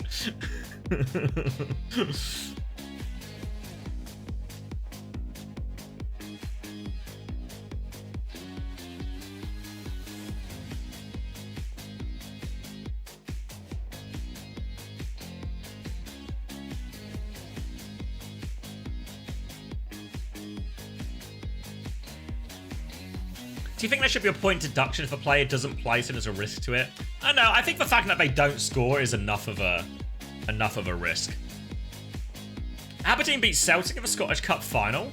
That's a pretty big upset, right? I know Aberdeen are up and about there, but good for them. Do you think we'll see more Anna in response to the slower Brawl comps? Probably not. I think the Survivor, I think the Anna is just too vulnerable. I think Anna into Freya is actually a really bad matchup as well. You guys have probably played more Freya than me, but it feels like some of the heroes, outside of tanks, of course, who just can't help but takes bolts to the face. Some of the other heroes that suffer most to the Freya rather. I think Torb, even though we don't see too much Torb, but Anna especially. Really easy to get punished by the bowler. Really easy just to get caught with a couple of these take aim bolts. So I think that's like a big thing deterring a lot of the Anna that we maybe saw in stage 1. Get your nade force from poke. Yeah, exactly. A couple of these take aim bolts, you have to self nade, and then you're just really limited. And also, you think how Annas like to play when they're in these sort of classic anchor positions at the back of a map where they can see everything. It's Freya can peek over so many walls and rooftops and ceilings and all these preposterous places that you're not used to. Now, all of a sudden, a lot of these safe power positions for Anna aren't as safe as they used to be against Freya, because Freya can come over a wall and just take 8 shots at you before she has to fall down. So yeah, I think Anna becomes really difficult unless it's a particularly Gibraltar-esque map. Would Alcad struggle? Yeah, for sure. For sure. As impressive as Landon is, and he's so good at other heroes, Anna is a hole in his, what do you call it? His armory. Alright, ban-wise, we are getting that Ram ban from Virtus.pro. They lean into this one so often, of course, so no huge surprises there. Vestler starting on ball. Vest, get your ass back in spawn. We're not buying it. Get your ass back in spawn. You've looked up a comp. Yeah, you've gone Sigma. Shocked emoji. Come on. Bat Alari Sigma May Freya from Virtus.pro after a bit of scouting. Qadsiah playing a Farah, Freya, Diva, Ilari, Kiri. So a pretty shooty comp from both teams, really. Though, Lubda's at it again. He's got the opening pick, and it'll be a free first fight for Qadsiah. But both teams investing a lot into pokey DPS. The key advantage Virtus.pro have is, as well as having all these shooters in terms of their backline and Freya, they also have these Maywall timings with the Sigma. A Maywall onto the Diva, force the Diva to fly away, try and hit that rock on the back shift. If you hit that, you can pump damage into Ziad, try and threaten a DMAC. There's the wall onto the backline, forces Ziad to fly away. He does avoid the rock in this time. But you can see, even though Qadsiah don't get punished by that timing, you can see all the space they've had to concede. So it'll just be a cycle of this. A rock onto Landon. The pylon just about keeps him up for now. The pylon has been cleared and BP can keep swinging. Vestler's half HP. The shield is up now. Another wall timing. But Vestler had to Matrix during all of that. So Vestler's quite low on cooldowns. And Checkmate's just blown up Gala. A second death for Gala. But Jwoo's traded him. An important pick for Jwoo. But they nearly got Kitsune Rush ready here. But Victor's going to have the window first. Ice Block has been forced. A lamp and a window to try and clean this one up. But there's a Diva above him. Lubda's thrown in the bowler as well. Lubda's going to walk behind this wall. And even though there's a window, nobody's looking at him. Fixer's going to back it up. Lubda is above him, but he has to reload. So Fixer gets the trade. It's turned into a right old scrap. Landon's going to pop this Captive Sun. Tries to snipe it. Blocked by the shield, I think. Barrage from Checkmate, though. Will get Vestler before falling. Ziad is still alive on decent HP, but he is getting pinged down by this Bat Alari from Virtus.pro. And a scrappy fight leaves just the Virtus.pro shooters to try and force point. Captive Sun coming through. Needs to find his way through the Matrix. Onto the Kiriko. Forced backwards. I think Kellex still had cooldown, so not a high value Captive Sun at all. They did trade for the Kitsune Rush, so maybe not the end of the world. Virtus.pro will still be coming back with a Blizzard and a Flux for point, though. They could even use the Bowler Flux combo, but for right now they have to worry about Fixer. There's a baby Diva, but Fixer kills the baby and avoids the bomb. Fixer's the bad guy now all of a sudden. Vestler has stabilized that choke, and now with tank advantage, they need a miracle to get themselves out of this one. Qadsiah, they need kills, and they need them fast, and they're getting none of it. Good clutch from Fixer. And there we go.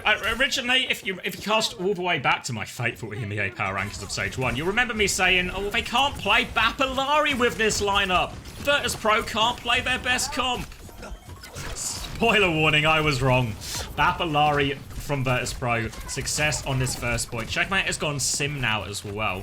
Again, it feels like this is a comp designed to be more aggressive, to use these TPs to get Ziad into positions like this, where he can stage above the backline and threaten this Bapalari. They are poking him out a lot. Jay was just going to drop this one, but there's a TP available. No one's going to get frozen. He wasn't thinking about TP, but Ziad was thinking about this Baptiste. He has killed him and cleared for pylon, and Jay was going to be forced back. Baby Diva taking the duel again. Gala can't quite finish it off. Can't finish it off at all. Gala's going to fall, and Ziad gets back in mech. That's what happens if you can't kill the baby. The baby will kill you. Ask a parent. Ask your parents. Now forced all the way back to spawn. And Qadsiah are in a great position here. In theory, though, we talk about the Diva staging on high grounds and finding places to engage on the backline. You see Ziad is playing quite an independent role in that sense. But this second part of defense is great for that kind of play from Ziad. And it's going to be so difficult for Fixer and Gala to get to these meaningful positions. Oh, the bowler is going to kill the pylon. Only a lamp was used out of that. Captive Sun response from Gala. Where is it? Catches Lubda. Gala needs the trigger, though, and he can't find it. Nothing from a bowler, nothing from a Captive Sun. Now at window, but this is a shallow-looking window. But oh my god, Ziad is behind. Kitsune rush to try and save Ziad. They are pushing forward. They're trying to fly through. Kellex is there, a simple to keep going. Qadsiah are doubling in. They want all of it, but here comes the Flux. Do they have the cooldowns to survive this? TP away, but Lubda can't TP. He's going to die to it. Kill for Vestler. He's going to regroup on point right now. Lamp comes through to keep him alive. They demech him, and they will clean this one up just to avoid any trades. just for Sim left. Virtus.pro, good flux from Vestler after a heavy ult exchange. Sends it in their direction. But Qadsiah do get a recontest. They're going to have to try and push through the Maywall, and they're going to have to worry about this mid-fight Blizzard from Jaewoo. But if they can get to Kelex's beat timing, there's a real chance here. Qadsiah on Sim too, so really able to get back very quickly. TP to get Ziad into position for solo TP again, but he's just actually taken so much damage here. It's a TP through from Landon. Now the beat comes through. 5-person beat. They need kills, though. Lamp comes out. Blizzard comes out defensively. Kellex tries to get out of that one. He's got out of it, but Landon not so lucky. A 1-for-1 trade only, though. Kellex is low HP on point. Shockwave's got 2 kills on point. Bomb behind from Ziad, but he has to worry about the touch. Checkmate is holding his own. He's not just holding his own, he's thriving. 2 bars of HP and Checkmate kills both of them. Checkmate a TP back from spawn as well. And Checkmate on Sim, he saved it for Alcad here. How on earth has he managed that? Ziad looked, you saw him on the Baby Diva sprinting back towards the point. He knew Checkmate was in trouble, but call an ambulance, but not for Checkmate. Checkmate's going to have a symbol for this final fight as well. A great response to that Captive Sun and to the window, limit a lot of that impact, and a Kitsune rush for Landon over top. Captive Sun through, window as well. Symbol comes out, but Bowler, the eat on the Captive Sun. Bowler from Lubda is big, eat from Ziad is fair. Every single ult from Virtus.pro has just been shut down, and it is a hold on this second point. They've only got 10 seconds. Jaewoo is going to be dying in the hopelessly late territory. The touch is going to be so hard. Vessler has gone deeper. They can maybe get the touch, but the high ground. They've actually got a kill onto Kellex. But it's going to be so hard. Vessler's flying for it. He does get it, but he is alone right now. He's getting burst down. Shockwave with a bowler to try and turn it. Vessler is still low HP. They've lost everyone on the backs, and there is no support coming for Vessler. Into Baby. Nowhere to go. Lubda will finish that one too. And Virtus.pro are held on second. Kellex dies in overtime again. Yeah, as someone who was Kellex at my fantasy team, I wish he wouldn't. I really wish he would just stop. Come on, mate. Overtime. We really need you alive for this.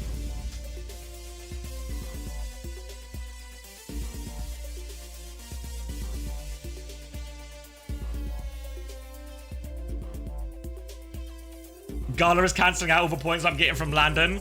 A fateful fantasy situation when you have a player on both teams and you need them to both somehow win.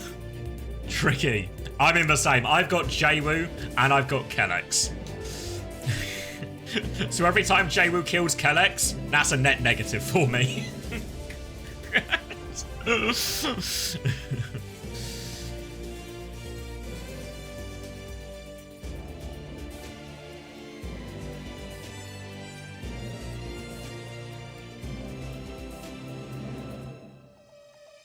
Sorry, I wasn't looking at the numbers there. What were we... Who was looking best KD-wise? You got rid of Fixer, but kept Ziad. Nice, looking good for you. And I mean, can we just take a second to appreciate... Wow, this was meant to be like a barn burner. EMEA's 2 classic EMEA teams going blow for blow on ground tanks. This was meant to be Virtus.pro's map.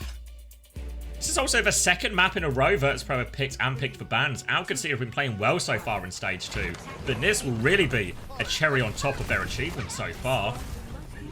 Ziad is going to continue on with Diva. Virtus.pro can use the same comp as well.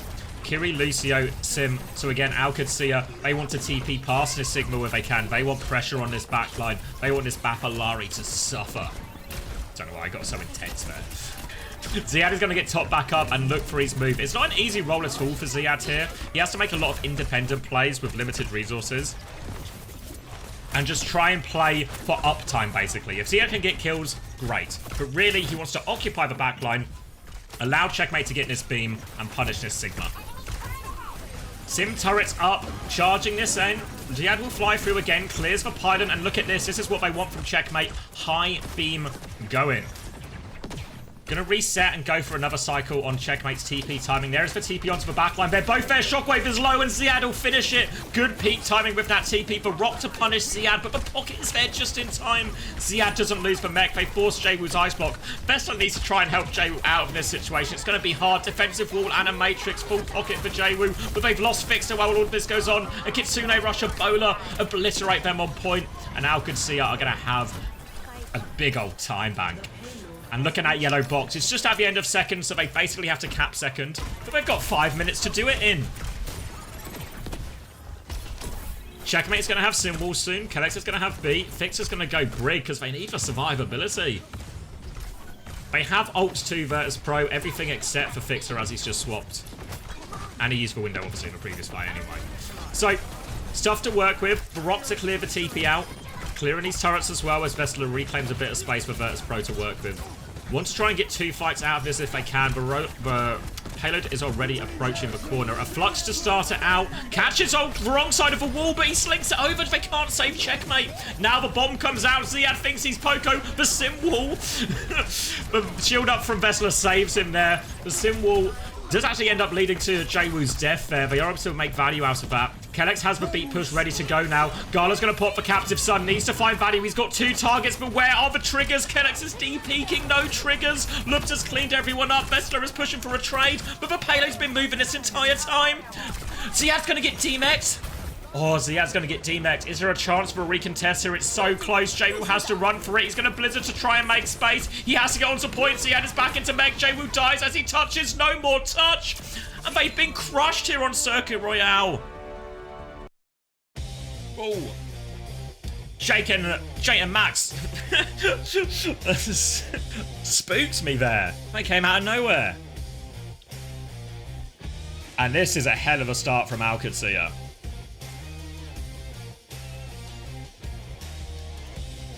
Chat press might be screwed. Come on, guys. Surely Virtus.pro are going to win their 3rd map pick.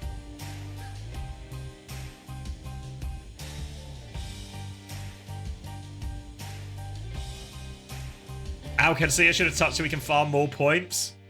True. Should we look at, speaking of points, should we look at fantasy points? I mean, hoping for Jwoo with a minus 2.5. Fuck's sake, Jwoo. Shocker's the only person to stay positive. Lubta and Ziad for big winners there. 6.5 for Ziad. 5.5 for Lubta. 3.5 for Checkmate. Kellex with another 2. Kellex always good for 2 points, isn't he? Trickling up.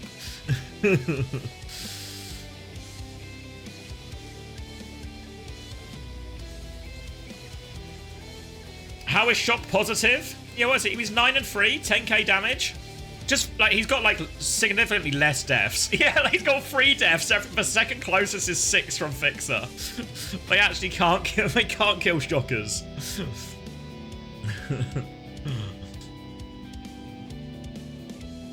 Yeah, Landon topping his points up. Total scores so far. It's actually Lubta top of the scoreboards, 11.5. Then 10.5 for Ziad, 9.5 for Landon. All of Alcad staying positive right now. Fixer and Shockwave actually still net positive. 1 and 3.5 respectively. Gala the biggest loser of today. Ziad is a point machine. I mean, Ziad and Landon. Fuck.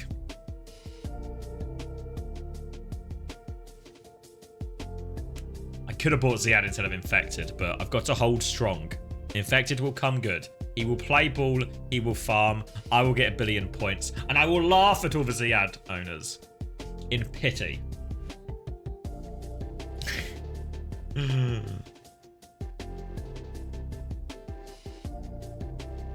This is a perfect case to show the issues with the AI stuff. We're so dominant in stage 1 and it basically assumes VP won't drop a map. Yeah. More German ads? I've been getting the German ads as well. I got a German ad for O2. Was it yesterday when I was watching the Tekken, I think it was.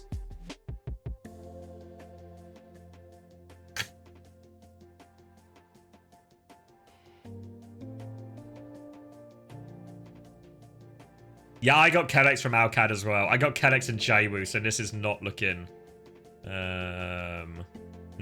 too great for me. Second World Tour was so good. Yeah, I really enjoyed it. Really enjoyed it. VP trying to slingshot mid-game. You're German and you get French ads? How does that work, Gian?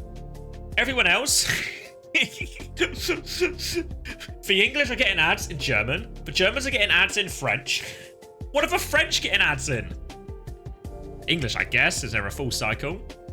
Where can I find replay codes? Exclamation mark replays should take you to a sheet that has the codes for all of OWCS.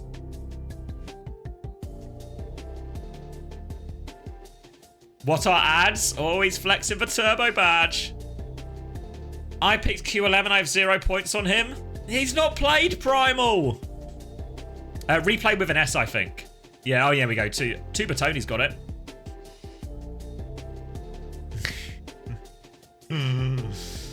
I'm Slovenian and get Finnish, French, and German. Fuck. No, not codes. Replays. Come on, Wanderlust. You can do it. You can do it. But yeah, that link should have all the codes, all the replay codes to all the games. I think for EMEA in North America, it doesn't get updated until the end of the day. So you might have to wait for the end of the day's action to get the codes from the West. But they'll be good for them.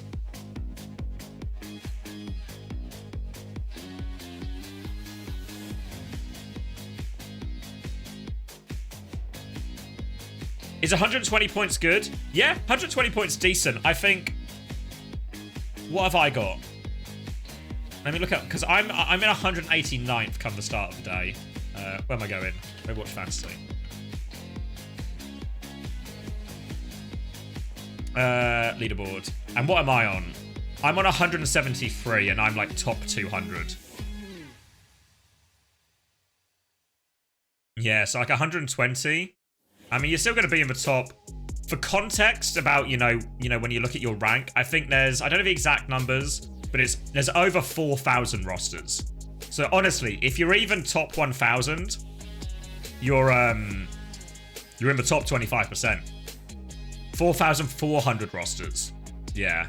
So if you're sub 1,000, you're actually, yeah, where's 120? Yeah, so you're probably just around that 1,000 mark, like around the top 25%. Which really is not too shabby. I peaked at 13th and the Who Are You incident happened. It's been known to happen.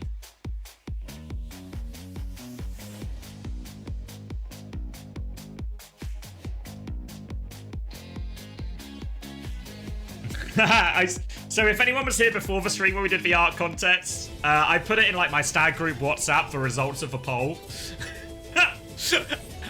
And Matt is fucking buzzing that he won my vote and he's won the popular vote. So if you understand what I'm talking about, just want you to know that you made Matt very happy today. Matt CV? Yes, Matt CV, Seppu.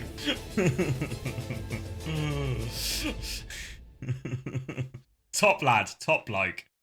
Top artist as well, apparently.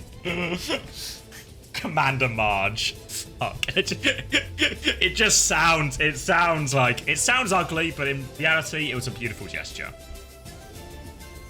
Alright, where are we going? Qadsiah have banned Freya. Second, Virtus.pro banned D.Va to force this Orisa mirror. Makes enough sense from Virtus.pro. Qadsiah don't want to play Freya. I mean, to be fair, Lupta was doing loads of a Freya, but is Lupta not also the best Sojin in the world? Right? So maybe they'll just take that. Worth noting as well, Kiri Lucio versus Juno Brig here. So in theory, a bit more survivability for the Kiri Lucio. I think as well, Brig doesn't always have the greatest matchup into another Orisa, even though is very good in these brawlier compositions. Starting on Runa Sappy here. Shanks will be trading. That beam is getting going for Checkmate, though. A good spear to keep him at bay for now from Vesta. Lots of pressure. They need to keep their sim up. Jwoo dives in for the kill, but he dies. Checkmate is so low into the corner. Vest can't finish the kill. It is very much keep this sim alive and win if you are Qadsiah. Play front to back Overwatch. Get a beam going and let Checkmate go. They keep Checkmate alive. Jwoo, it's tough for Jwoo because he has to make these moves, right? The key for Virtus.pro is getting Vessler and Jwoo onto key targets. If this can be the backline, great. But Kiri Lucio are hard to get on consistently. The sim, if they take the sim out, they lose so much firepower, and Jwoo will have free reign. So, the mission for Virtus.pro, take Nissametra out. Lantern has a Kitsune rush already, and Virtus.pro are going to be forced to disengage, honestly. And they seem okay for it. Lupta's going to go for a bit of a slide through. Wait, is Vess? Where's Vess? Is He's still in there. I've lost a horse. No, he's behind us. I found my horse. Virtus.pro successful with the disengage, and now they will have some support ults of their own to push back with. Ziad's going to come back round to the choke. Overclock from Shockwave. He's got it a little bit quicker. Now it's a TP disengage. They've given him the slip. There's no one to shoot at. They're all hiding. Shockwave has got nothing to find with this overclock, and Lubta's going to have a chance to respond with this one quickly. Rally to keep pushing, but here's the symbol. Overclock from Lubta as well. Victor's going to need to keep that shield up, looking for the Terror Surge, but the beat is there to keep everyone alive. Vesta's taken a lot of damage, but here comes the Ray. Investment with all the ultimates. Ziad's about to have a Terror Surge. The only ult really left. Jay was still a bit short, but Shockwave with the crucial pick. Ziad's pushing forward, looking for more. Lubta's going to flank for a kill. He doesn't have a rail, but he's got a great angle for this Terror Surge. Ziad connects onto 2. Jaywu is 1 HP. Ziad will take him out of the sky. Great Terror Surge, but Vestler, he's on the run. He gets the payload back for a little bit, but it's right back. Forward spawns back on. Vestler will be the last to spawn as well, and Qadsiah a substantial lead. Does limit the progress they can make, right? So while they have checkpoint, they can only start gaining meters just now.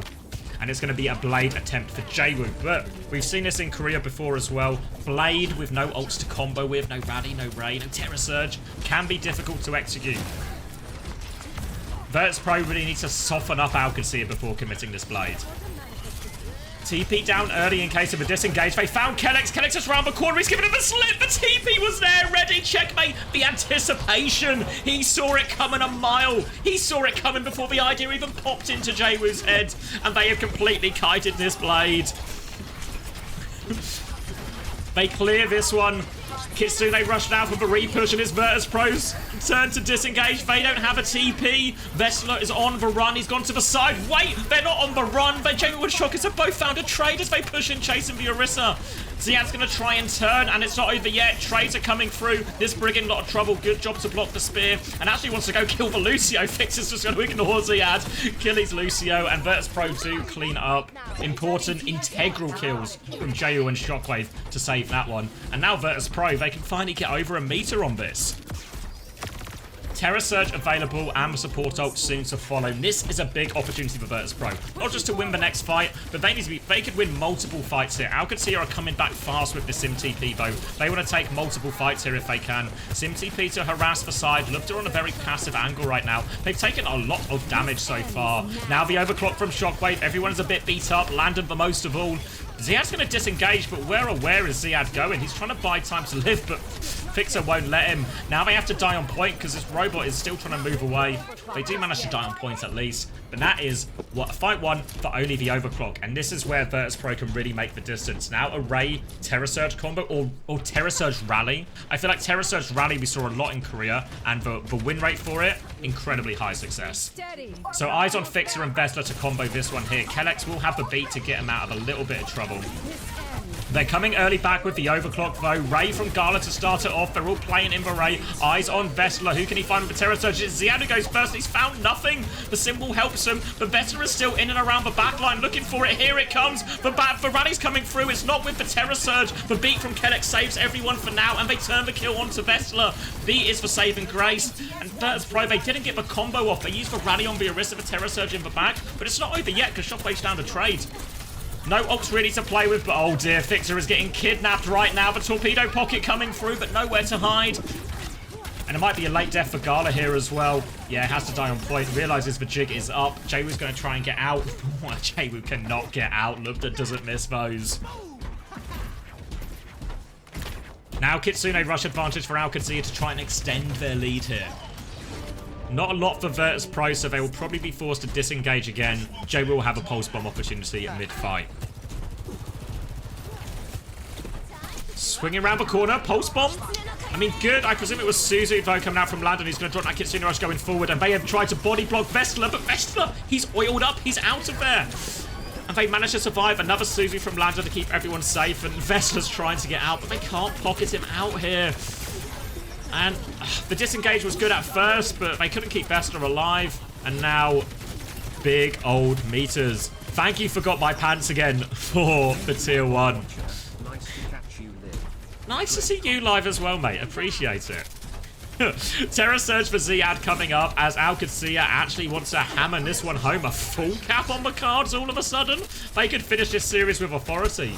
A TP back from Checkmate early on, and Ziad might have to back this one up as well. The TP's been killed, but Ziad gets himself around the corner. But they have a Terror Surge to re-push with when they want Qadsiah. DPS ults to follow shortly. Gala doesn't have the Ray yet. Now the Terror Surge is pulled in. Gala has been separated. Fixer comes to save the day, but Ziad wants to push for the kill. He's body blocking the bring. There's no escape.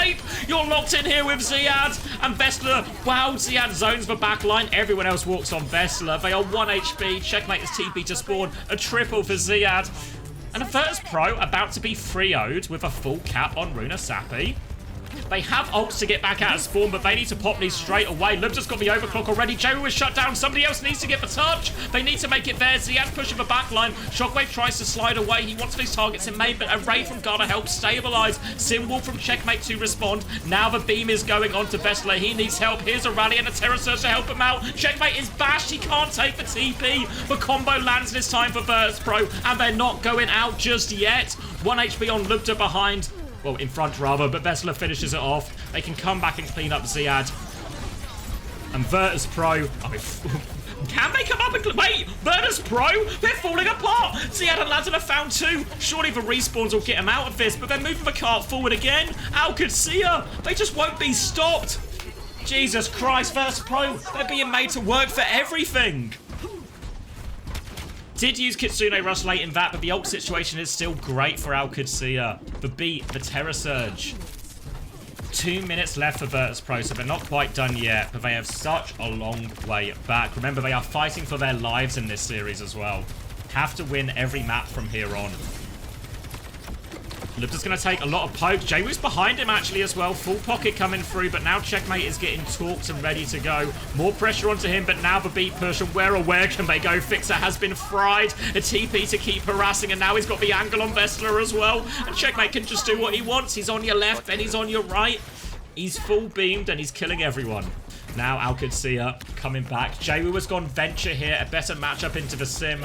They need something to start going for him. Also can extend the touch. First touch comes through from Jwoo. Can preserve that for a while with the Venture. But the Terror Surge from Ziad is available. Where is Ziad going? Shockwave on his mind. Looking for more. Fixers there as well. But he wants to kill the backline. He's going to spin to close the distance. Turns onto the tank instead. Boops Vestler in. Now the Terror Surge from Ziad. Fixer is dead to it. The Ray from Ghana. It might be too little, too late. Ziad's killing everyone. Jwoo is still trading. It's not enough. It's a full push. And Qadsiah have obliterated Virtus.pro today. God damn. Ziad's bloody good, isn't he?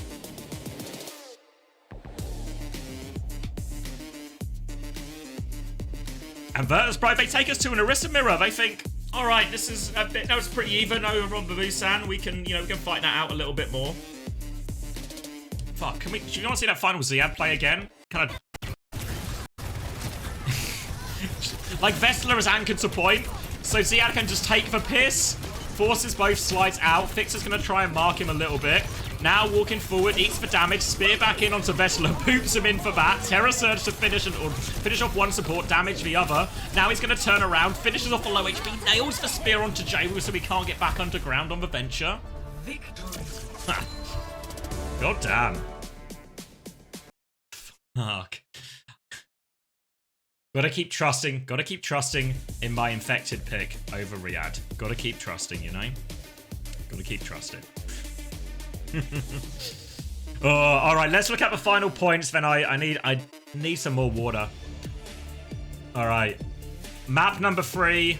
Shockwave and Gala are positive. -3 for Jwoo. Oh, Jay.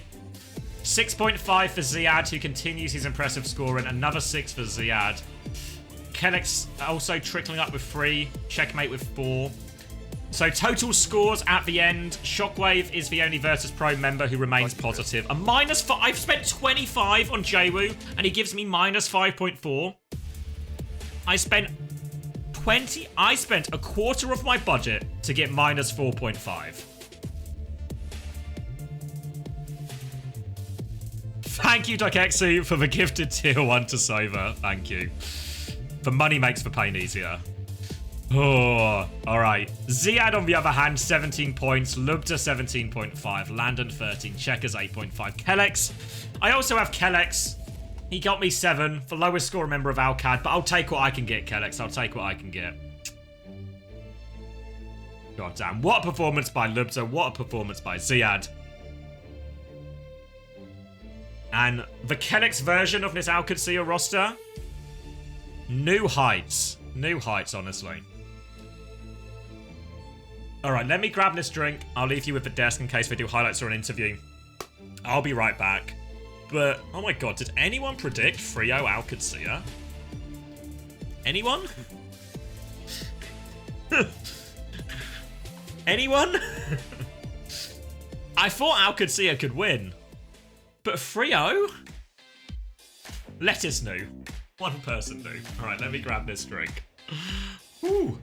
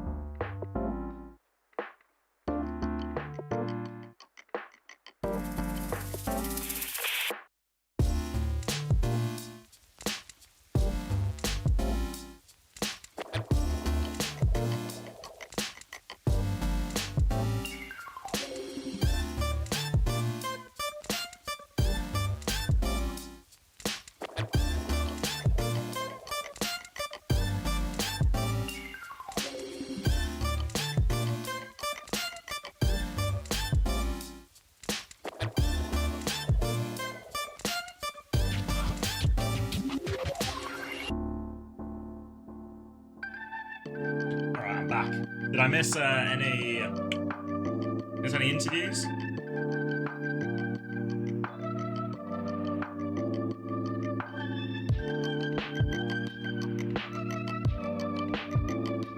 No interview? Oh. Who's player of the match? A good question. In my opinion, it's probably Ziad, like big picture. Mate, your prediction bot fucking sucks, what the hell?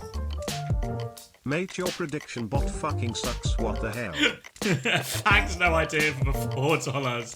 £4, sorry. my prediction bot, not gotten it. Ziad got it? Yeah, fair, right? Really fair.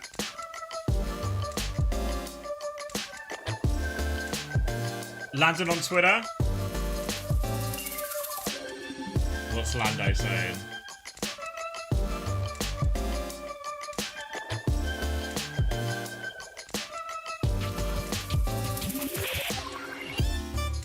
Wait, hold on, let me...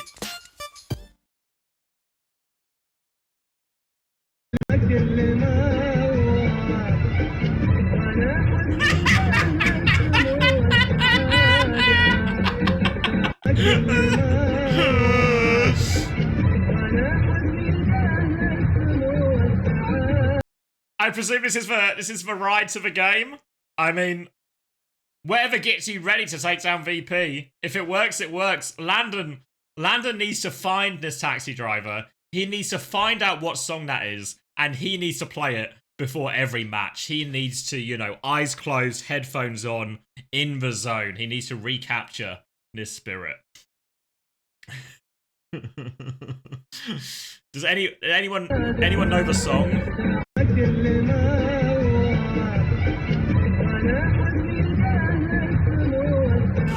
Go on, Foresight, if you got a translation for us. GG Shockers, tough one. They were fucking on it today. Ziad was crazy. Lubda was fucking crazy. The sim stuff was actually... Oh wait, Quartz can find it? Okay, wait, hold on. Let me turn this back down for you, Quartz. Alright, Quartz. I need your expertise. Alright.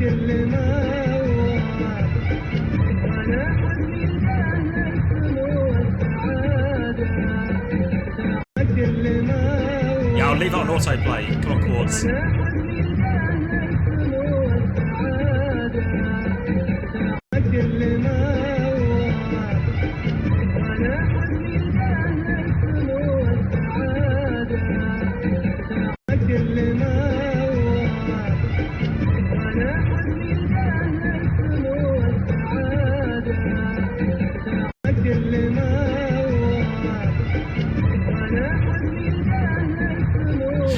Shockers fixing for fantasy points exposed. Come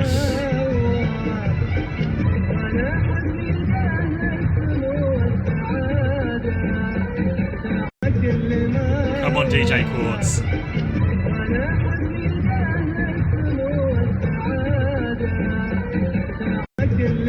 Quartz is looking through his record collection right now. Hold on.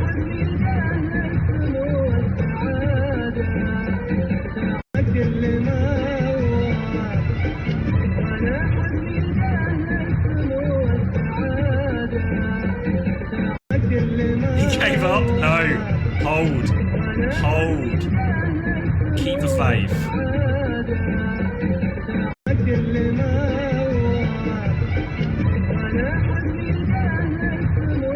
Come on, Quartz.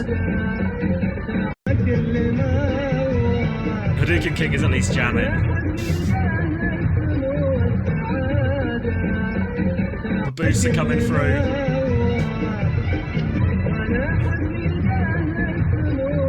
It's got to be in that record collection somewhere. Surely he's heard it enough times now. It's in his head. Excited to get DMCA'd for this as well. Actually, wait! If I get DMCA'd, it'll tell me what song. Eyes on the VOD here. Eyes on the VOD to see if YouTube can if YouTube can solve it. Don't worry.